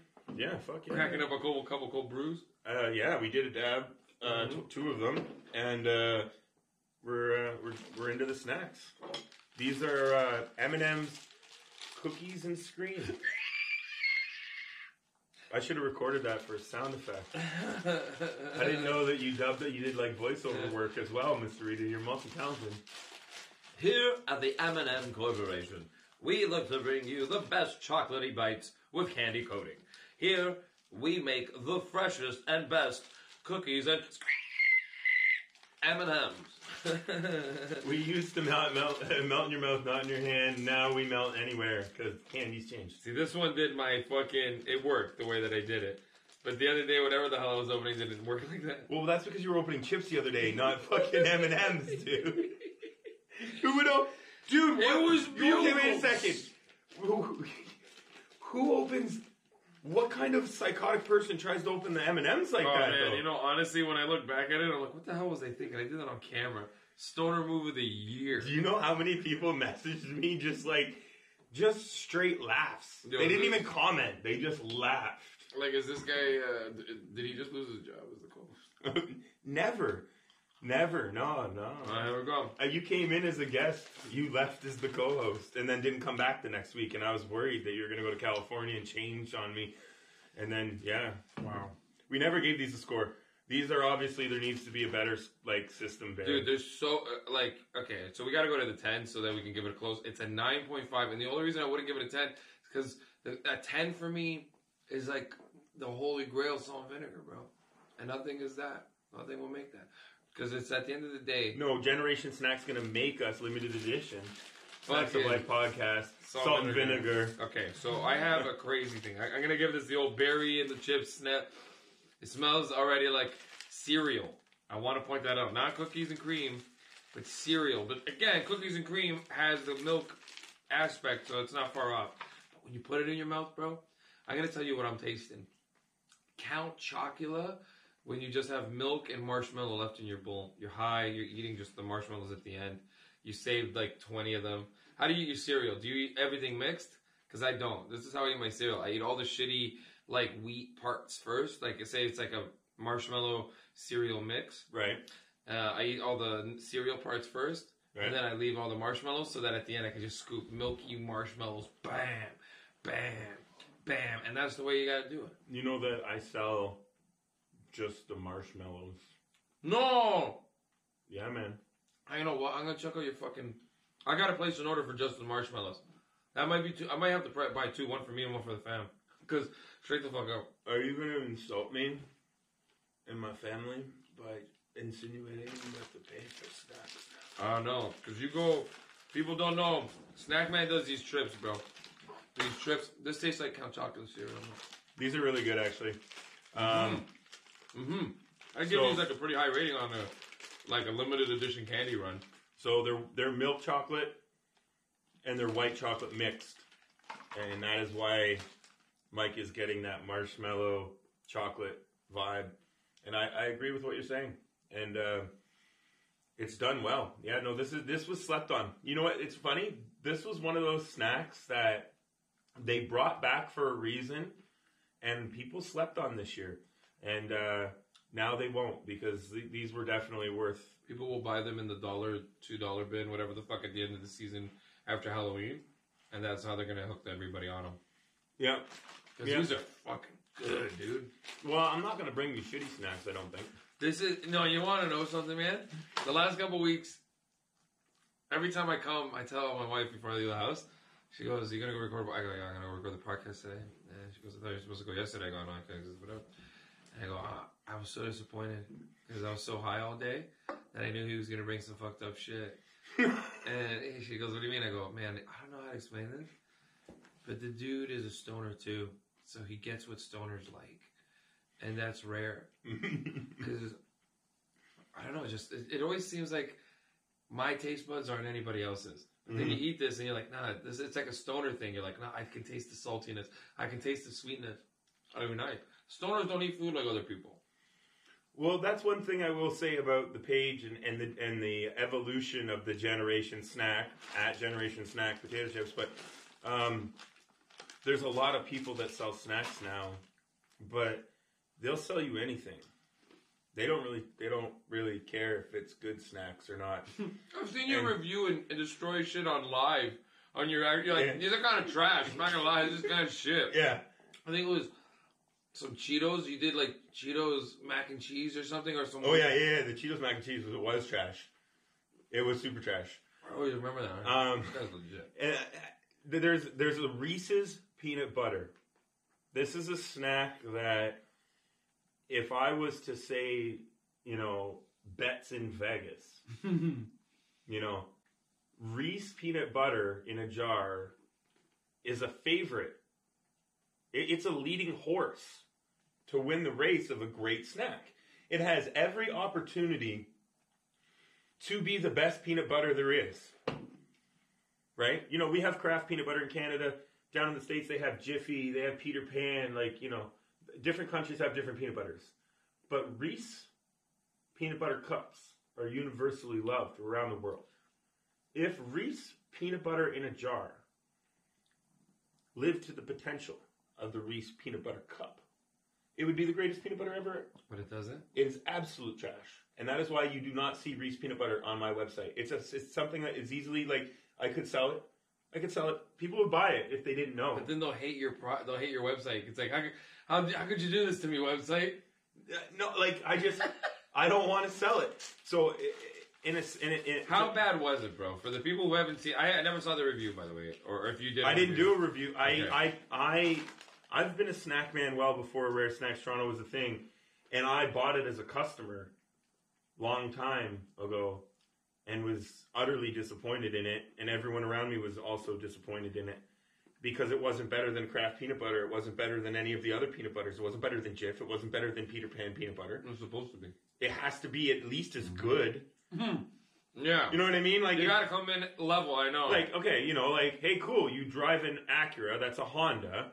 It's cool, it's got a better name, so it's a better car. It's a similar thing. Did they just pump the Reese's peanut butter into, like, a thing? No, I don't know how to explain it, man. It wasn't good. It wasn't good. It was like they got like a really budget brand crappy peanut butter and put Reese on it instead of like if they would have just took, you know, a brand name peanut butter. No, they have a nice nuttiness to their peanut butter. I mean, I'll get you some this weekend, and you can debate it, and you can go and you can be like, you know what, Ted, you've lost touch. You don't, but anyway, moral of the story is that that's why I don't sell that product, is because, like, I can't faithfully say that it's a good snack, and I would hate someone to spend their hard-earned money. Have you tried the other ones? The Twixes or whatever the fuck ones that have come out? Yeah, I've tried a couple of the other spreads. The thing about it is that you're talking about chocolate bars that are top tier, upper echelon chocolate bars. Mm-hmm. And, it is hard to live up to that hype. I do recognize that. Mm-hmm. You know what I mean? It's like when someone says, "Oh, he's the next Wayne Gretzky." It's like, gee, thanks. Oh, now I got to score a lot of goals. They're never going to live up to the hype. You know what I mean? Like maybe for someone else, but no. So I struggle with that. And just me personally, like I had someone reach out and they wanted me to bring them back a baby walker thing. An American one? Yeah, because they're banned in Canada. It's like the one with the wheels? Yes, you know exactly what I'm talking about, family man Mike Rita. There's your camera over there. Remember? There's one, there's two, and then there's this is mine over here. I keep kicking at this one because I'm too high, and I'm like, oh yeah. Yeah, you got the we zoom. Got the sky view over there, bro. So yeah, they were like, hey man, you know, like I know you do. This is how everybody always approaches me for anything other than snacks. This is the exact DM. Hey man, I know you do snacks, but I was wondering if you could get this for me. Incoming picture. This week it was a PlayStation controller from Europe. I don't know why people think I have this type of reach. You're an importer. There's George Costanza. But fair enough, my cousin's going to try to find this guy his Harry Potter controller. So maybe they know. And like, you know what I'm saying? Like, I don't know how they know, but there's something about it that they figured it out. But moral of the story is he said, like, would you be willing to bring this thing back? And I said, like, hey, you know, I'm trying to craft the reply. And I'm like, I don't know why they're banned in Canada, and I'm all for personal freedom. But if there's a 1% chance that your kid will hurt themselves, I would never, ever sleep again at night if I brought this back for you. Nothing against you using one. If you want to use one, that's fine. But my conscience, I can't do it, bro. I can't do it because if that ever happened, who wants to roll around the house that bad? I think it's like one of those things where like, well, you and me did it. It was very common, and they got, you know, and they're not banned in America. And my mom did, because you know what? I remember rolling around in the basement. I'm not going to lie. Well, yeah, man, we all did that. You know, that was a different time. But again, I'm all for personal freedom. I don't know. My son probably used one of these things. Yeah. You know what I mean? Like I don't know. I even said that to him. I'm like, I'm the dad, man. I don't know much about that my stuff. My daughter definitely used one at my mom's house. My mom had an old one in the garage, and when my kid was over, they would pop it up. But they, you know, she never used it on the second floor. I remember telling her, it's got to be basement or backyard. The backyard, you just, you know, level ground. You're just booting around. Again, but just that's me. That's why I don't sell Reese's peanut butter. That's why I don't. I ain't fucking with the peanut butter. You know, like if I see a subpar snack, I just don't put it on the website. My snack, like I sell what I want to sell. I can't believe people are asking you to bring controllers from Europe. Like, what the fuck do you think this is, bro? But shut up, Harry Potter video game, or the Hogwarts video game, fucking gang. I mean, Mike, I've got asked for a lot of crazy stuff. In hindsight, like. You know, and fair enough. Like I get people that message me and they're like, I know you get stuff shipped in the U.S. Like, can you give me a U.S. shipping address? And like I let people ship to my U.S. address and stuff. This isn't an open invitation, by the way. Stay out of my fucking DMs. You know what? And shipping shit to America would be sick. Like, say you're doing a drive across the country, or you get some sick weed shipped there, and then bang bang. I can have that. I can make that happen for you. I know. A friend of mine told me that once. I was like, bro, how am I going to do? He's like, oh, what do you mean, man? You just ship it to America, but you know, wherever you're staying. I told you that on week 1 of the podcast. Fucking Mike. I'm just going to go out on a limb here and say my brain probably doesn't remember week 1. And, you know, it's going to happen for the rest of our podcast life, man. It's, this is the life of a man who smokes weed. How do I look like this and I remember all of this stuff? And I got, you look like that. And you. I'm not supposed to look like this though. I usually have a beard. But you were playing a woman. I just don't want to smoke an ash around these sick ass chips. You're taking those are your gift. No, I can't take those home. Yeah, you're taking them home to your wife, and then you're gonna get her to do a review. They're dangerous. These are dangerous. The snackman don't fuck around. These trippy ass covers, my god, these guys killed it. Yeah, the art. So shout out the artist. They use an artist from South America or something. It said it on here. 1 second. It says, like the box art was custom made by a Bulgarian graffiti duo. What up? At Arsek Erase. ARSEK_erase on Instagram. That's the box art. And it's super dope. So I'll put that below on the video. Boom. There you go. What do you want more from us, people? We're getting high. We're eating snacks. We're drinking liquid death. We're hip. I did bring a soda, too, that we could get to. I always feel bad cracking sodas. Because we're drinking water and sponsored by the water guys. And I'm going to tell you something. I think it's growing up poor. You never cracked a soda unless you were going to drink the whole soda. Are you saying you can't drink half a soda? You're not getting weak on me now. You go to California, you come back, what, you vegan? Is it Mandarin soda? Is it? Honestly, man, let's try a fucking soda, man. Mike's trying to leave. You're like, as soon as you try to drink a soda, I'm like, and we gotta end the podcast here, everybody. I gotta get the fuck out of here. I'm California. You need insulin or something? Hey, that's fucked, man. Maybe someday, bro. You know, I drink I drink 0 sugar, 0 caffeine Coca-Cola. So I have at my house, I had a crazy request once for somebody that wanted no caffeine, full sugar. Do you know? Look. I hope that camera got that reaction because that's a very hard find. There's lots of no sugar, no caffeine. That's right. That's what I drink. There's regular. There's 0. There's diet. But to find, what it's called is Pepsi Gold, which is no caffeine, full sugar. Respect to that person, right? They just had a caffeine allergy. So I brought back 4 cases of... But they love Coke, or they love the Coke taste, or whatever the cola taste. It was Pepsi, yeah. It's a Pepsi product. I cannot fuck with Pepsi. I'm going to go out on a limb here and say I'm 100% Team Coca-Cola. I turn down Pepsi in public constantly. And it's I guarantee you... Because you don't remember week 1 of the podcast. Yeah. But I guarantee you that the Pepsi check comes. and you're Team Pepsi. You are for sale, Mike Reedy. You said that week 1. You said you're taking and you want to know something? Any endorsements. And I'm going to take them still. Straight and up. I'm going to straight the fuck up. If Pepsi needs market share in Portugal, right here, Mike Rita is your man. Hey, I'm not going to lie, though. You're taking the check. I would take the check. Michael Jackson took that check. Publicly drink Pepsi, and then as soon as I got home, I would have a cold ass Coca-Cola on fucking ice. We get you one of those rubber sleeves that goes over the can that looks like you're drinking Coca-Cola. Even if it's a beer, I'm just chugging a beer. Oh yeah, man, they're made for beer people, but you'd use it for the Pepsi thing. It's like the race car drivers. You know what? That's really funny, man. It is. I don't drink beer. So no, me neither. I was like, beer people. You don't drink beer, because that was the other thing. I had a beer I was going to ask you if you wanted to try. That's a special Snackman beer. I never drink no beers. I never drink no liquors. But you know when I do have some booze?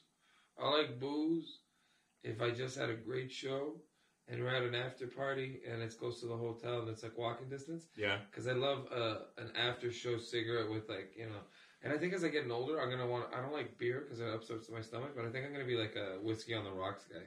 You know okay, so the hilarious thing and why we are together is because I can't drink beer because it upsets my stomach. Yeah, shut up. And all I drink is Crown Royal on the rocks with a splash of water. It is bro. When I order my drink, That's I say, I'll take Crown Royal, short glass, rocks, splash of water for my feelings. Nice. And and if the bartender looks at me and goes, how much water? I say, as much as you're comfortable with. Whatever makes you not judge me perfectly. That's it. Just a little bit so that you and me are on a good level. You know what I mean? So that you don't... Oh, man. Are soda machines still around? The great soda machines of the 90s and 80s with the 8 buttons on the back and you just go or got a wedding or some sort of reception. And Bar Wonders, what that's called. Man, Bar Wonders? Bar Wonders, what that's... So you talking about the soda gun. Yeah, man. Okay, so... Give me some history on the soda gun. I can give you some history on me having a soda fountain myself. No! Yeah, so when I was in college... You're sick!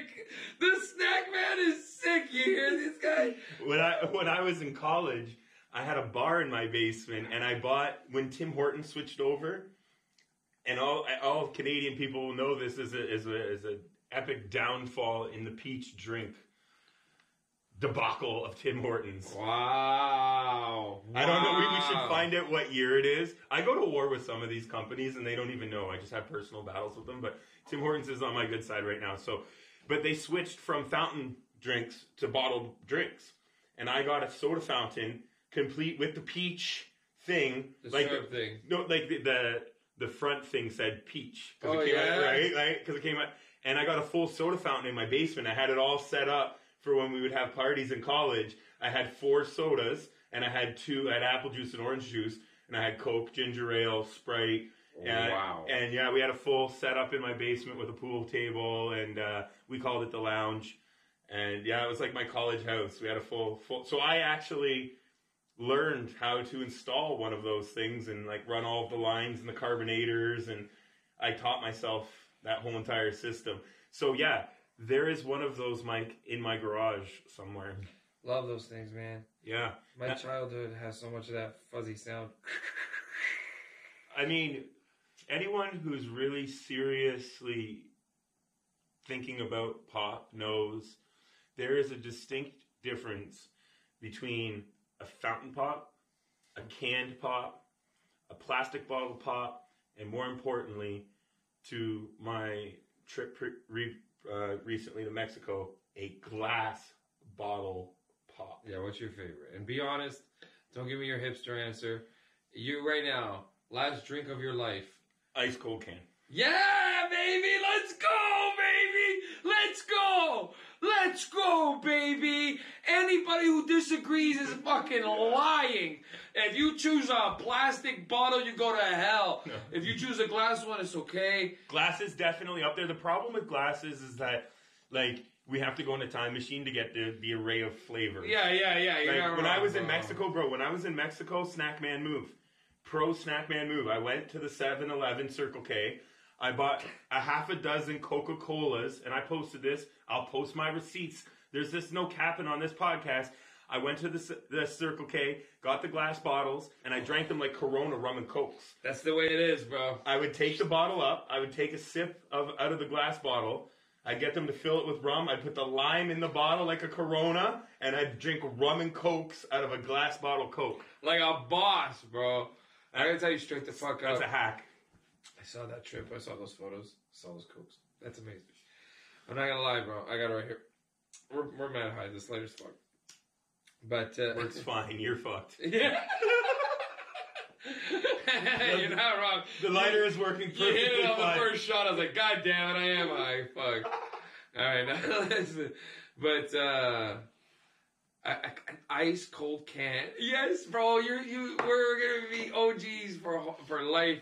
If you said anything else, the glass one is also acceptable because sometimes you hit a glass bottle of soda, you're like, damn, bro. I'm gonna tell you a glass soda that is fire 100% of the time is a jarrito with some fucking tacos. You get a fruit punch jarrito or a fucking orange jarrito or one of those kind of things, man. So I had beef with that company. What happened? Wow, this is untold snack beef. I've never said anything about this actually. Only give me the inner snack circle beef. knows about my beef with the Doritos. Give me the jarrito. Shout out to our Mexican brethren. I have no beef with you, but I may have to take a side right now. Let me hear the beef. So Doritos Canada had a marketing company in Toronto, and I hit up Doritos Canada and was like, "Hey, let's work together." And they were like, "Talk to these people." So I had a phone call with this guy, and I'm like PTSD trauma dude, so like I can't even like put him on blast for his name because I just deleted him. Yeah, fuck this dude. Fuck this dude and fuck this company. But it was a marketing company that was working on behalf of Doritos Canada, and I talked to him, and I pitched him an idea of me going across Canada and looking for the best taco in Canada for Doritos. Nice. And we had like this like long conversation on the phone, and he was like, "All right, yeah, like I'll get back to you." And it went like a couple weeks, and like I hit him up and was like, "Hey man, like what's going on?" He's like, "Yeah, I'm waiting to hear from the boss about it, you know, like we're really interested in working with you." And then like I don't know, maybe a week later, out came this like YouTube video of this like random dude in like a Mexican wrestler costume that was going across Canada to find the best taco in Canada. Look at that one when you have reactions like that. Like, so I messaged the guy. It still took me a minute to find it. I was like, where is it? So I messaged the guy and was like, "What the fuck, dude?" Like, and he just like ignored me. So I started blasting them just a little bit. I sent Doritos a message and was like, "Yo, this marketing company's fucking scam. Like, fuck them." They stole my idea. Yeah, and I was like, "You guys are like picking on influencers that are like less powerful, and like you basically just asked me my idea and then took it." And their response was like, "Oh, you really think that we, filmed all of that in that time period and all?" And I was like, "Yeah, I fucking do, actually. What do you think? I'm fucking stupid? I could have filmed that commercial and like you were downtown Toronto and shit. Like I could have literally filmed that commercial in a weekend. Give me some fucking swoop fucking flights. I could hit every fucking city in Canada in 4 days. Shout out Swoop. Yo, Swoop, can I get some flights to Mexico, man? Swoop. They have it. They have. I know. That's why I'm shouting them out, Mike. I'm trying to get us down there. We can eat tacos. Swoop, hit us up. What are you guys doing over there? Get hip with it, Swoop. So I had silent beef with Doritos, and I like boycotted Doritos for a little while, and like it's nothing personal because they do make great soda, but that marketing company was some bullshit. You know what I mean? Dorito is a great soda, man. That is my brain. Hello. And I love when I go to US and I can get like the big bottles. There's a real big bottle thing there? I haven't seen it yet. Yeah, they got bigger bottles, like 2-liter Doritos. Glass? No. Plastic. But still, it's overcarbonated, bro. I'm going to fight them.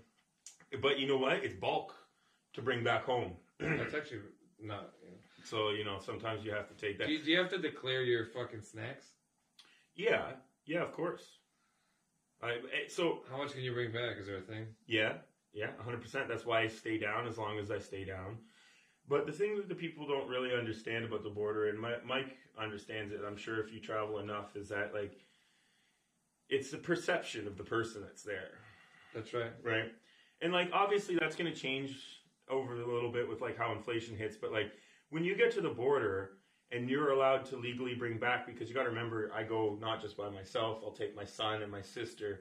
So we're a family. We're allowed to have $2,400 worth of goods coming home. Is that what? That's a lot of Fucking groceries, right? Whoa! $2,400 bucks? Mm-hmm. 3 people? Yeah. So, and it's also subjective to the guy at the booth looking in your car and going, what's $2,400 worth of fuck? So, and truth be told is, in the border, this is how this works, right? The guy has a limited amount of time to make an assessment about you. 90% of the time, they ask me if I have a television. If you have a television? Yeah, because they're expensive, right? Like, if you have a TV, they know you spent, like, $700-800. And there's already a big chunk of your shit there. Right. They ask, like, what's your highest value item? Like, what... And normally I say, I just have food. You know, like, I honestly just have food. Sometimes my son will have, like, a Pokemon pop figure, or, you know, like... And those cost quite a bit. Yeah, you know, like, $30 or something. Maybe he'll get, like... I mean, $30 video games in comparison to, things that cost $2.50, $4 each. They want to see big ticket items, right? So, and then you say, like, I just have a bunch of groceries. And then that's on them to now go, okay... He has $200 in kids' toys that my fucking son's holding. Squishmallows. Are you kids into Squishmallows? Yeah, she's got a bunch. My son fucking loves Squishmallows. I don't know how many he's got. He's got to have 30 of them, 35 of them. She's got little ones, medium ones, big ones. She got one that you can sit on. Yeah. So my son loves Squishmallows, so he'll have them, right? So, but it's on the border guy to go, like, what's $2,000 worth of groceries look like? It's a lot of groceries. Well, you could fill up a van. Sodas and... Yes, you can fill up a van, Mike. That's what you do. Like, people don't know, man. Like, is it 2,000 USD? 2,400 Canadian.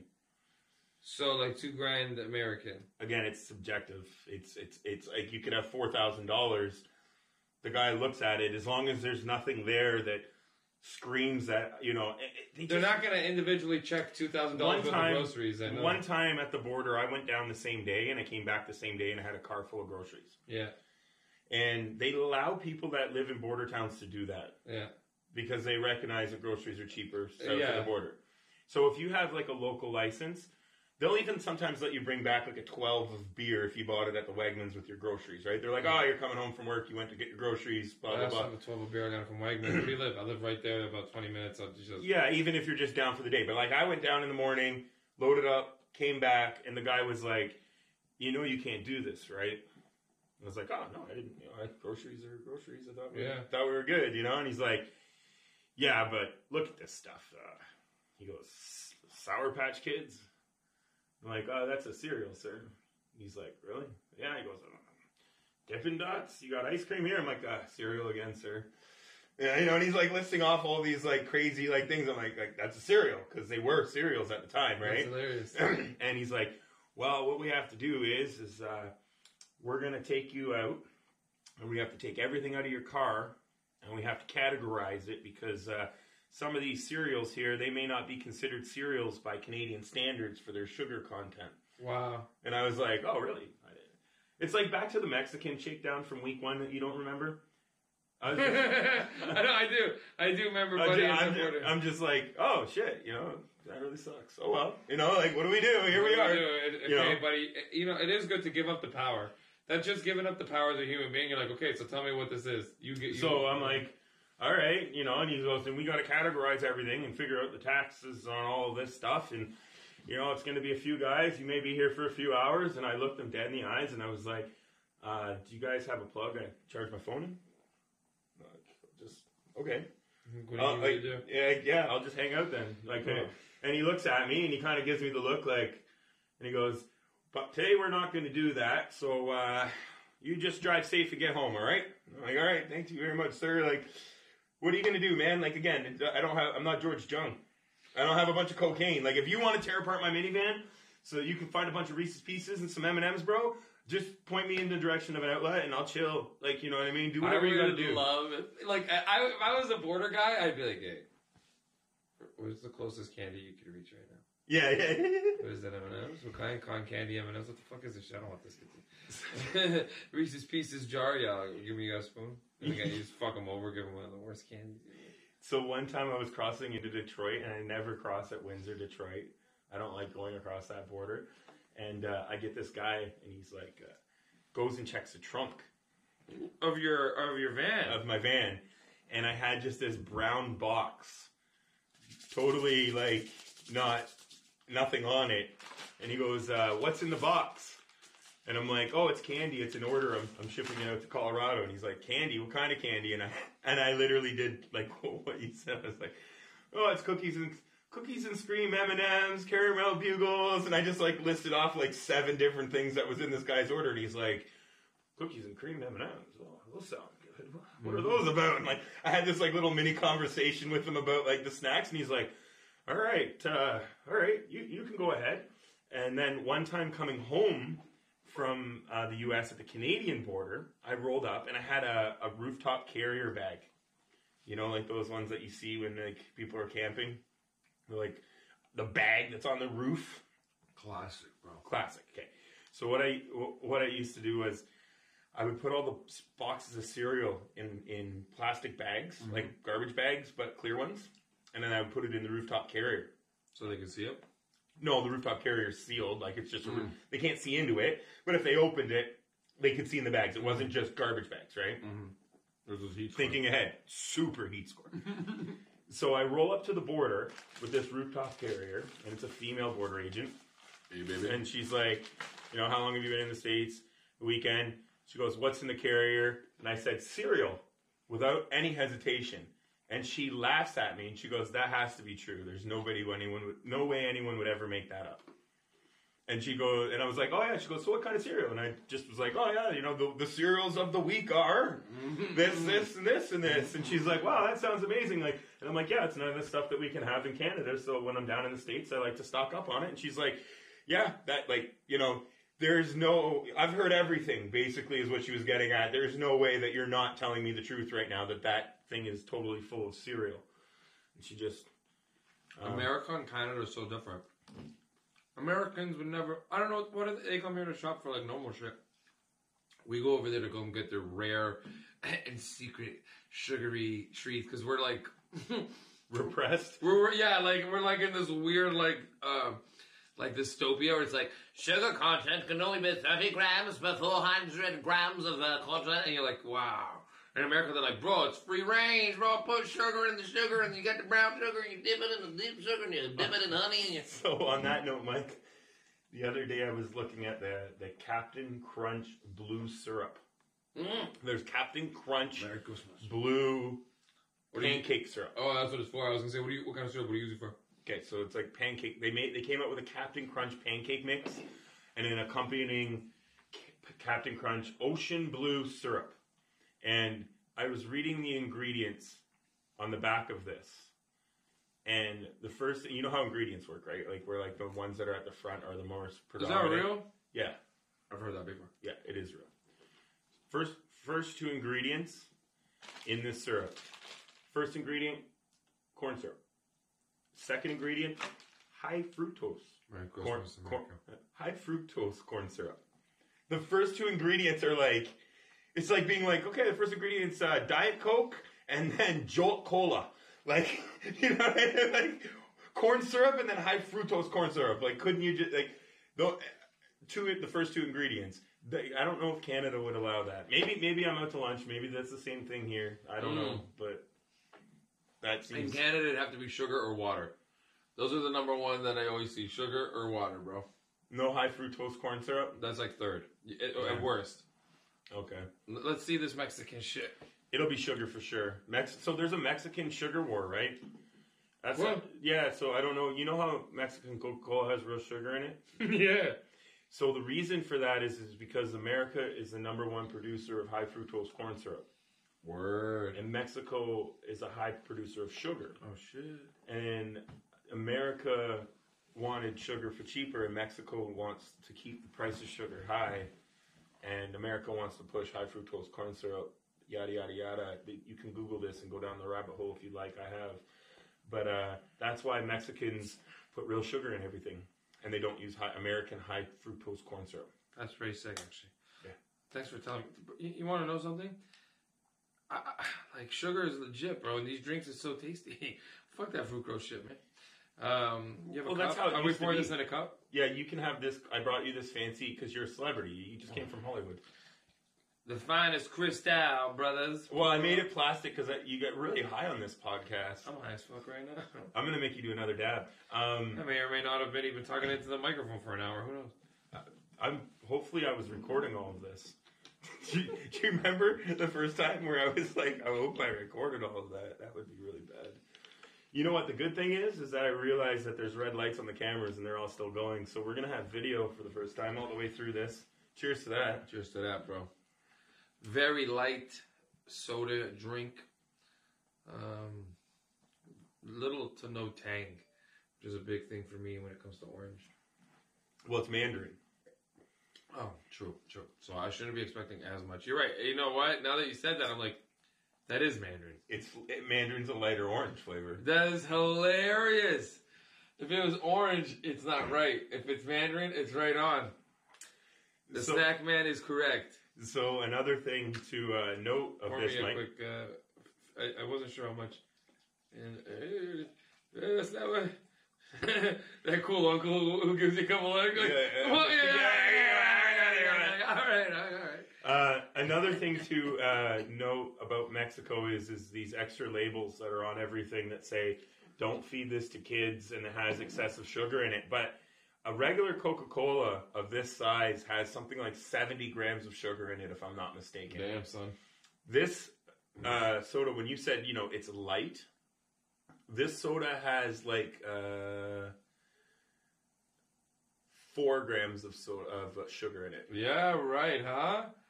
Wow, that's amazing. That's a good soda then. I mean, yeah. So that doesn't even bother me internally. That's nice. Yeah, it's it tripped me out that Mexican soda tasted so good with regular sugar and so little of it. Yeah, fuck off. That's fucking cron. Like, it's like a light orange soda. Like, that's I don't even know how to explain it. You know what it tastes like? It tastes like if you had 2 ice cubes and a glass of orange. It's like you had 1 ice cube and a glass of orange crush and it melted just a little bit, so it's not so crushy anymore. It's just lighter. But you would never have guessed that there's that little of sugar in it. No, because I'm gonna tell you something, and I learned this through COVID. Your brain fills in the flavor. How did I learn that? I lost my flavor. I couldn't taste shit. Interesting. For weeks. I would say about 3 weeks I couldn't taste anything. But subconsciously you were tasting it? Listen to this, man. You could feel flavor. You don't know this till you lose your flavor. Were you doing 6 grams of mushrooms at the same time when you could feel flavor, Mike? Now listen, man. This is going to trip people out. If you've never lost your taste, I would say I lost 95% of my taste buds. So that means like something that was super heavily sugary, I couldn't taste it, but I could feel, not the grains itself of sugar, I could feel my taste buds reacting to sugar. I told my wife, put a little extra salt on these, we were eating beans, some like green beans, some string beans or green beans or whatever. And I was like, put some extra salt, And I was like, it's crazy. I can't taste it. I know it's salty. My brain is filling in the salt, so I know what salt is, but I could not taste it, but I could feel it. And another one that you could feel was sour, bro. Sour is sour even when you can't feel it. Even when you can't taste when it. When it hits your mouth, you still feel the sour? That's right. Your mouth still goes, and you're like, wow, what the fuck kind of reflex is that? And it's because it just makes the muscle like the pucker. The pucker's still there. It's still puckered, man. It's Shout out to Nerds Globs or Nerds Clusters. Oh my god, they're so good, dude. Nerd Clusters come in a pink bag, and they also come in a berry blue bag, and they're super fire. They're on the website. That's something that I like. Berry, to keep those clusters are good, and I like the they have the other ones too, man. The little balls. Nerds balls. Oh, are you talking about the big chewy ones? The big chewy sour Nerds. Green bag. That's right, green bag. Okay. He says that's right to the snackman. Like, That's right, because I don't know, but I know, you know. how can you got Spanish lessons when you were in California? Yeah, what do you need? How do you say that brand of soda? Cabalitos.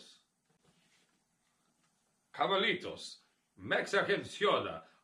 Fresco flavura de mandarino. In your local convenience store. Make us diary. It is not sold in Quebec.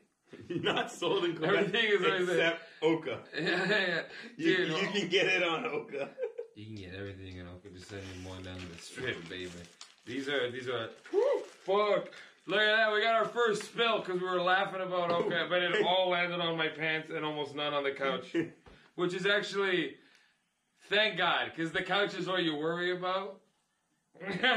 And not the pants. Like, the pants are like, whatever, bro. Your wife does your laundry, so what does it matter, right? I don't give a shit. Wow, that's fucked, honestly. The funny thing about laundry is that I go with her for moral support, and I fight it the whole way. I'm like, this sucks. I don't want to do this. Wait, you have to go to the laundromat? Yeah, our laundry only is in the summertime. In the spring and fall, we have an outdoor. We dry it outside on a line. We're old school, bro. We live in the boonies. I want people to know this. Mike, I have a washer and dryer. I live in the boonies also. I also have a clothesline though. I am not hooking up no goddamn 1200 volt, whatever the fuck thing it is. I'm not doing it. But so wait, so somebody could just be chilling out, going, washing their underwear, and come across world famous comedian Mike Rita, watching his wife do their laundry. Yeah, that's right. And I'll just be there, and they'll be like, "Are you gonna help her?" And I'm like, "That's not what I'm here for." I'm just here. I'm here to appreciate how hard she's working. I want you to know. I'm trying to think of the most mundane thing someone's ever met me at. Like restaurants, obviously a big one. Like, you know, sometimes people are like, there was I don't know if I've ever told this story. I met a racist guy once in a Great Canadian Superstore, and he followed me down like 2-3 aisles, and then he kind of stopped me. He's like, "Hey man, I'm gonna ask you a crazy question," and this is how he really talked. He goes, "Hey man, you a guy who's in a commercial with Russell Peters right now?" And I go, "Yeah, man, I'm in a commercial with Russell." He goes, "You make fun of Russell Peters, right? You say his comedy's no good or something." And I'm like, "Yeah, that the material is thin." I make a joke about how, and then the guy goes, "Yeah, I never liked that brown fucker anyway, man. That guy's just whatever to me." And I remember just being shook because it was open racism in the convenience store. And then I remember just like, I'm in the boonies. This is the way that it is out here. In his head, he's being level 1 racist. In his head, he could have said so much worse, but he's like, I'm in a convenience store. I'll just say brown fuck. I wanna defend my people up here, but I'm not defending them at all. That's it. That's level 1 racism, bro. That's level.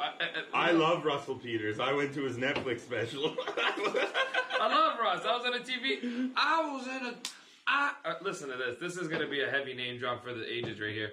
I have a Canadian Screen Award nomination certificate in my office. Big, beautiful thing in a plaque. I didn't win the award, but I got nominated. That's still big, dude. And Russell Peters is on it. It's like Mike Rita, Russell Peters, K. Trevor Wilson from Letterkenny. For all y'all Letterkenny fans out there, that's my boy. Squirrely Dan. Which is basically based on being the racist areas we're talking about. For real. I mean, Letterkenny is Canada without the racism. For if you sure. went to the thickest racist place... If they were allowed to put it in, if it was Chappelle's show from like... Yeah, that's right. If they were allowed to actually be as racist as they are, they'd be like, goddamn no black guy on the hockey team. We got to make sure to check him and slash him and try to cross-check him. And if he scores a goal, you know, wang him. Dude, it's racism in Canada is fucking wild, bro. And I'm going to tell you something. This is even crazier. I didn't understand the concept of racism until I was deep into my teens. Because I never understood how somebody couldn't like somebody for their color. Because in my elementary school... For no reason? That's right, because I grew up in Toronto. And everybody in my elementary school, we had 2 black kids who were twins. We had Asian kids. We had everybody. We were all friends. It was like, what? People don't like people because they're Asian or they're black? And it's like, just because they're Asian or black? Well, are they jerks? Are they mean? But then when I got into high school, you're like, this hate doesn't come it comes from a lack of education and lack of experience. You can be as racist as you want. You have a good experience. You have a bunch of good experiences with a bunch of black people. It'll change you as a person. Do you know what I mean? Yeah, absolutely. And I think also it's like a fear. Oh yeah, they would never even insert themselves into certain situations, which is crazy to me. It's just like a fear of like something that's not them, right?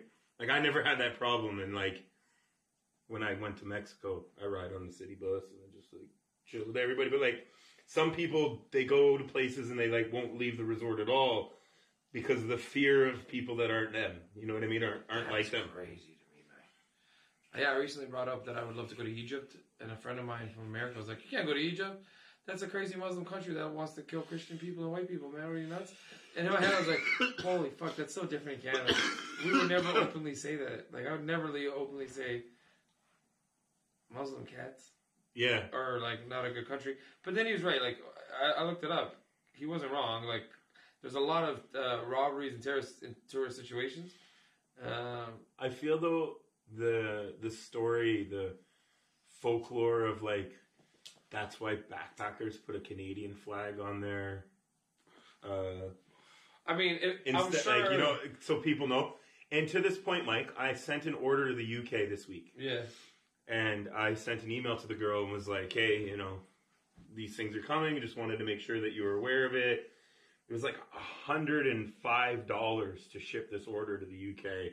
And we're talking like a $30 order. And then like $105 in shipping. And that lady covered it up on. Oh, yeah, she was just geeked that she was getting the snack. And she said, oh, thank God that we have you like Canadians to...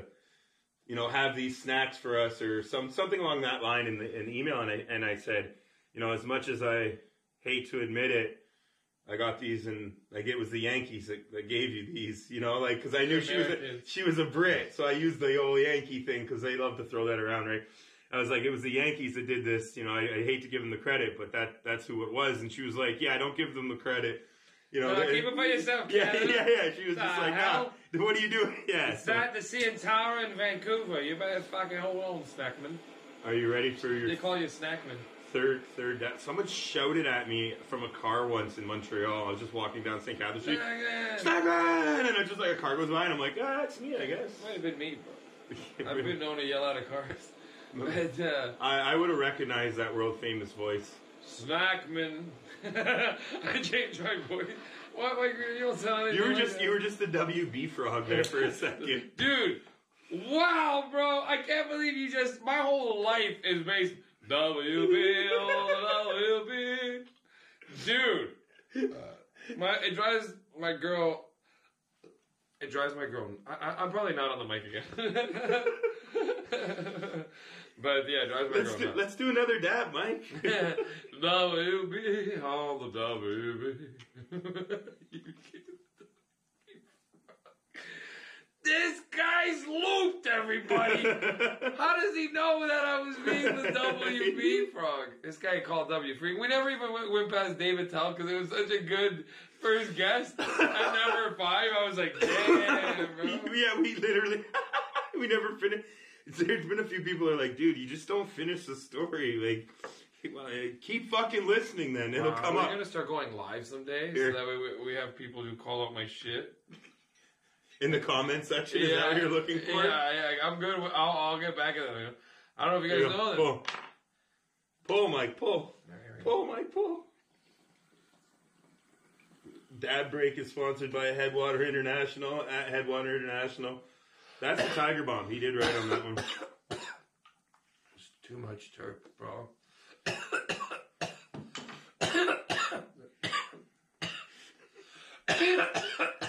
We lost some turp on the WB. For those watching on YouTube, finish Mike's dab. If you don't finish your homies' dabs, are you even homies, bro? I'm not going to leave you hanging, bro. That's not what we do here on the WB. So what do you have coming up, Mike? I'm actually, my comedy special, Live at the WB, is coming out on WB. Is that even a thing anymore? It's got to be, right? Warner Brothers TV Television Network? I don't think so. I think it turned into Peachtree TV nowadays. That's interesting. That's right.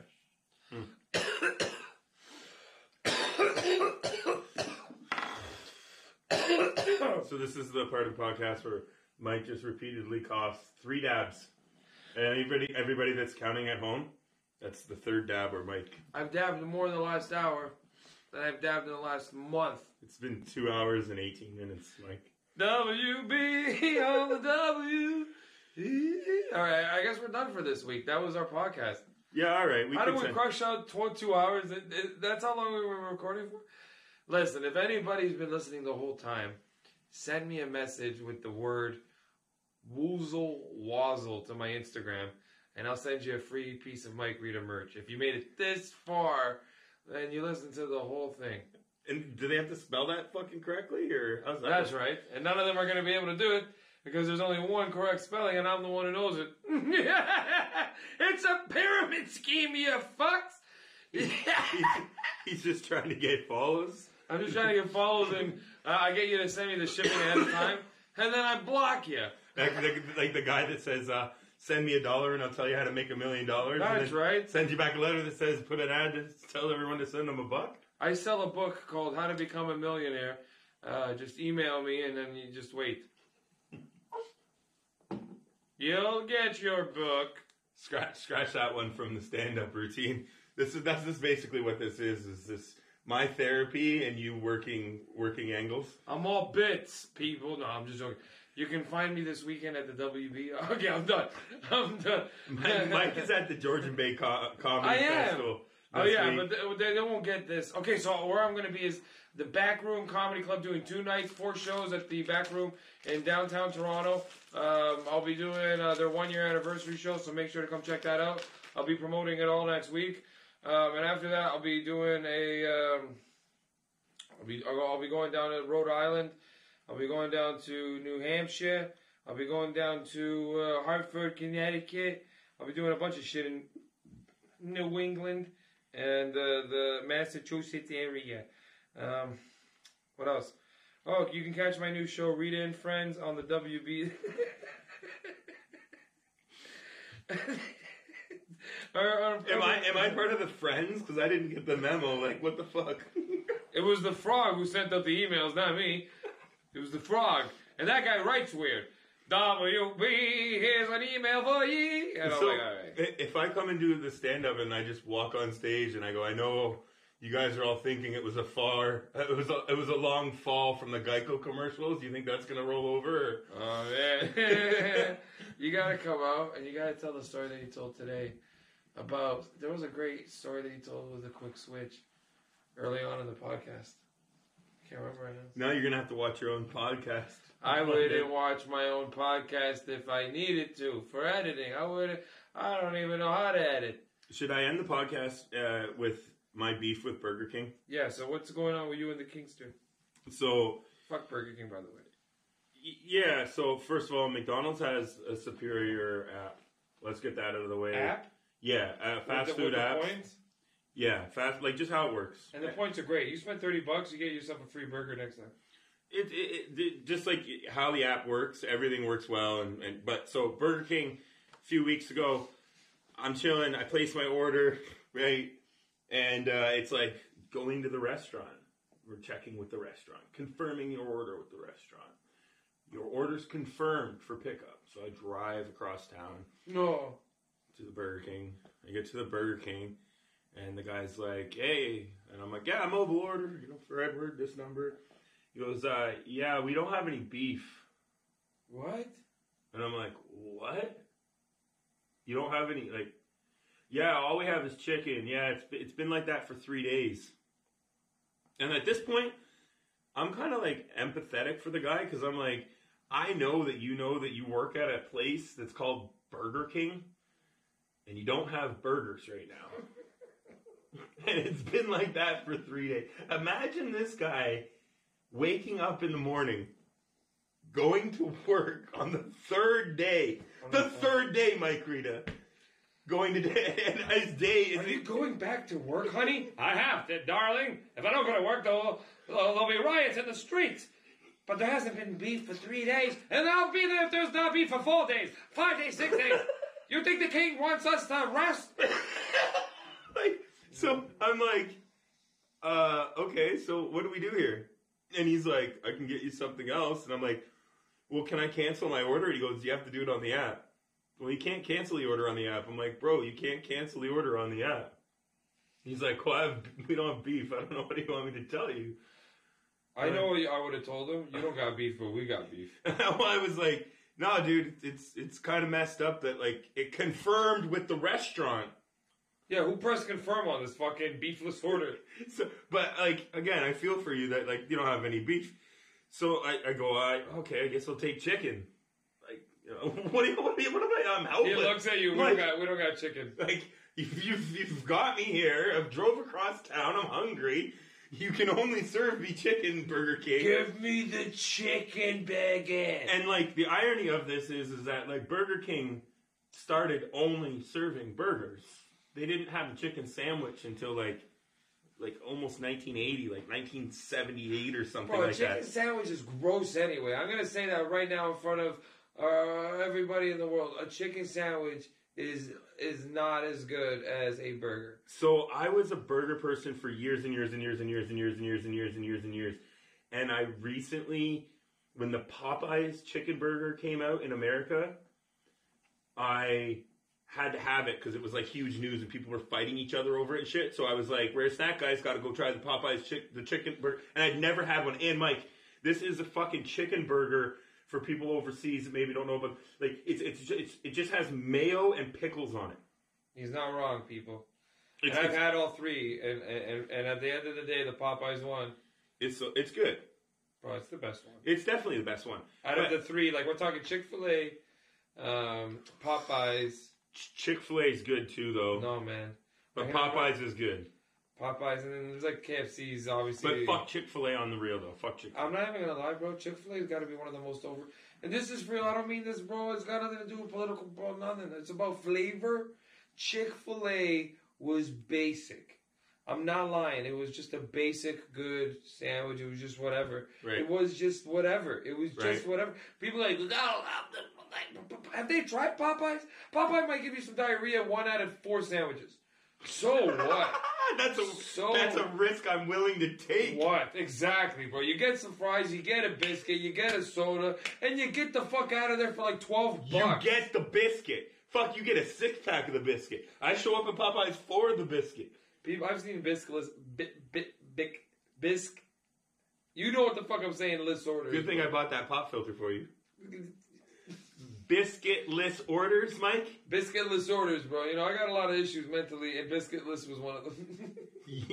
So do you judge those people like people that stand up early on the plane? Yeah, well, I'm anti that shit, bro. But listen. That's the throwback to the first podcast you don't remember. I'm down, though. I was down, though. I was like, yeah, fuck those cats. I hope that was also my stance. I might have been, because it was the first one, I might have been taking it easy. No. I was anti those cats. Yeah, we were all anti those people. Yeah, fuck those people, bro.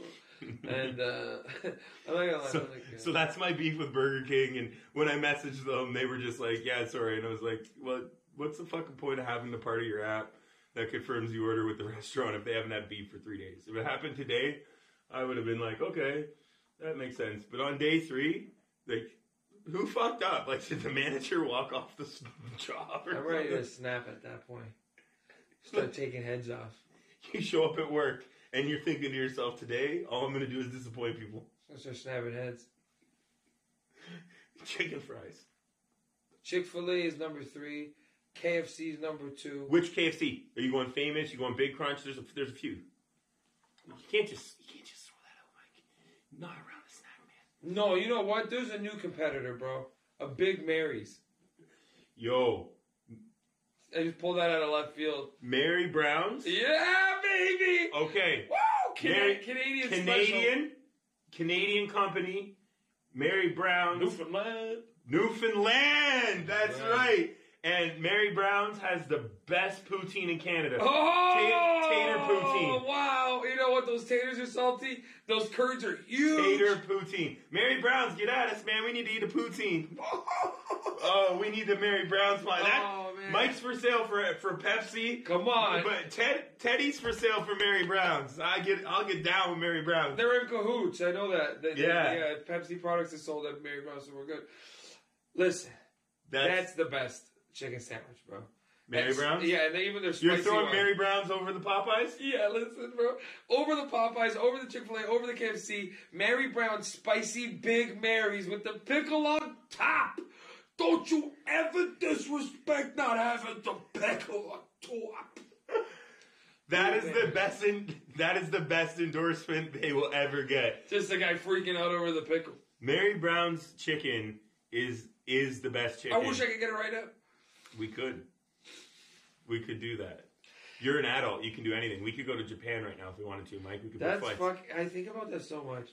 I have you gone to Japan yet? No, I want to. You want to go? Yeah, see, that's the thing. Let's do just like we're just gone.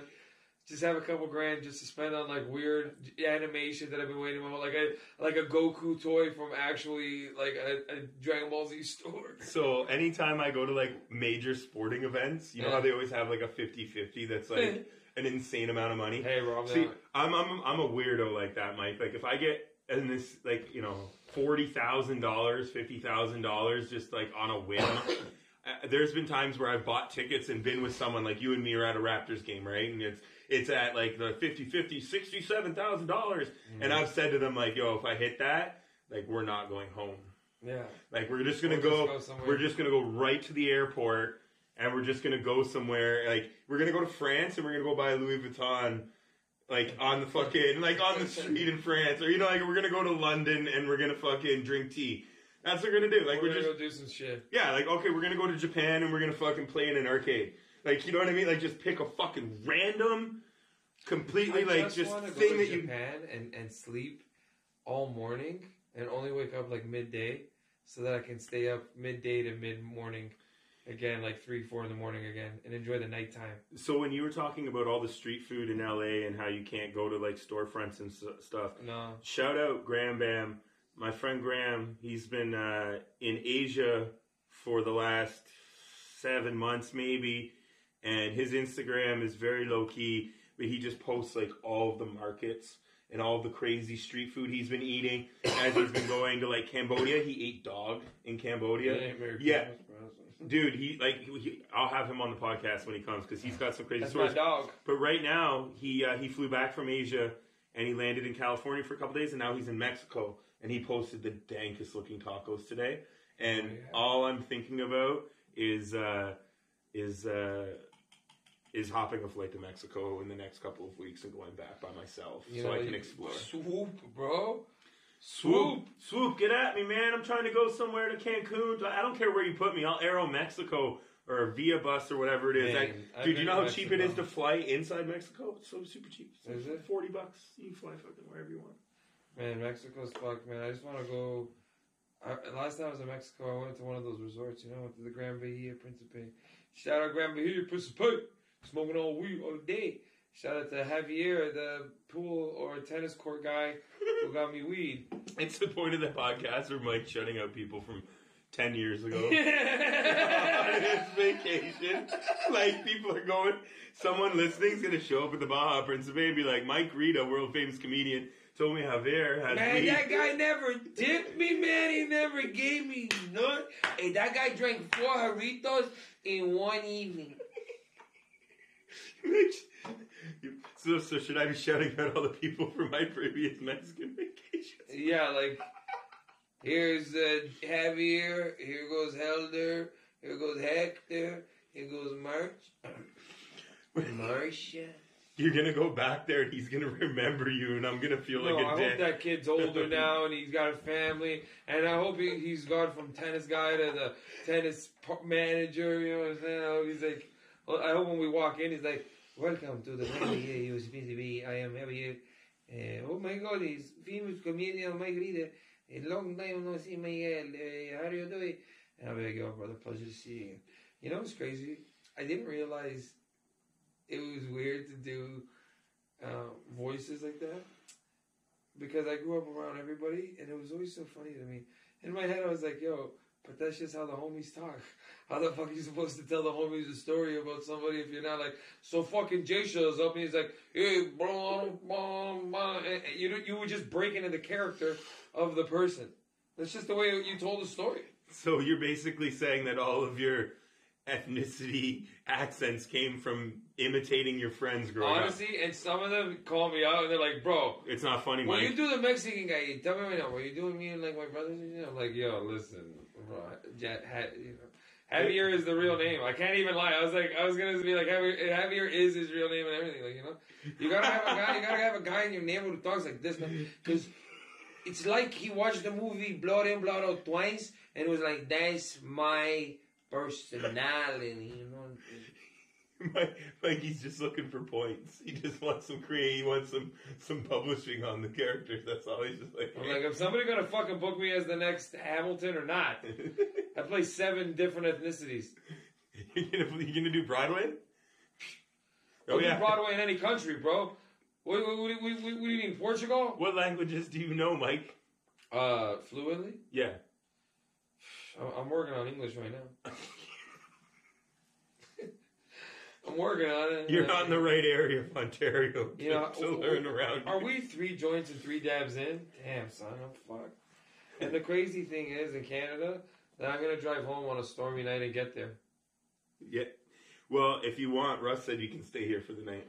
Russ and I are going to jam. If I'm staying here, Russ is coming up.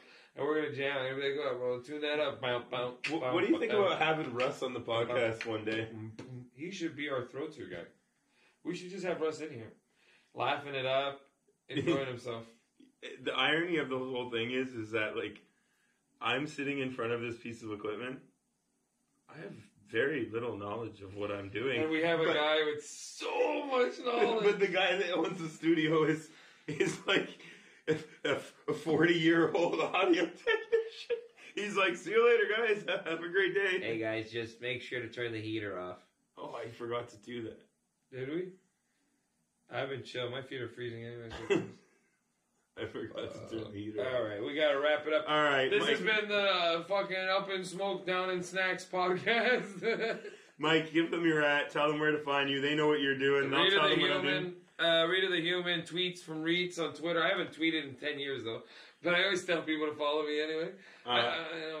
I'm the Snackman. You can find me at raresnacks_Toronto. This has been the Snacks of Life podcast. You can go and follow us, please, at Snacks of Life Pod. Mike, I don't know if you know, but since we were here last, we are now on Spotify. We are on Google. I did not know we are on Amazon. We are on Apple Podcasts. I am truly a guest host, because it's like I'm a guest, but I'm also the host. Yeah, no, you're the co-host, but it's awesome because you just forget everything every week, and we can just kind of loop back to everything and remind you. Hey, I'm like the perfect audience member here. I'm happy every week. Hey, this is great. What's all this information? We've talked about this. Guys, enjoy the show. Please subscribe on anything that you listen to us on. Click like, leave comments. You already know the deal. Send it to your friends if it's dope. And if you hate us, also, I don't even care. Hate us, because hating is sharing, and sharing is what the algorithm wants to see. So share us if you hate us too. I get some hate, so yeah, that would be cool if you could hate us too. I don't even give a fuck, man. Hey, play it all. Goodbye.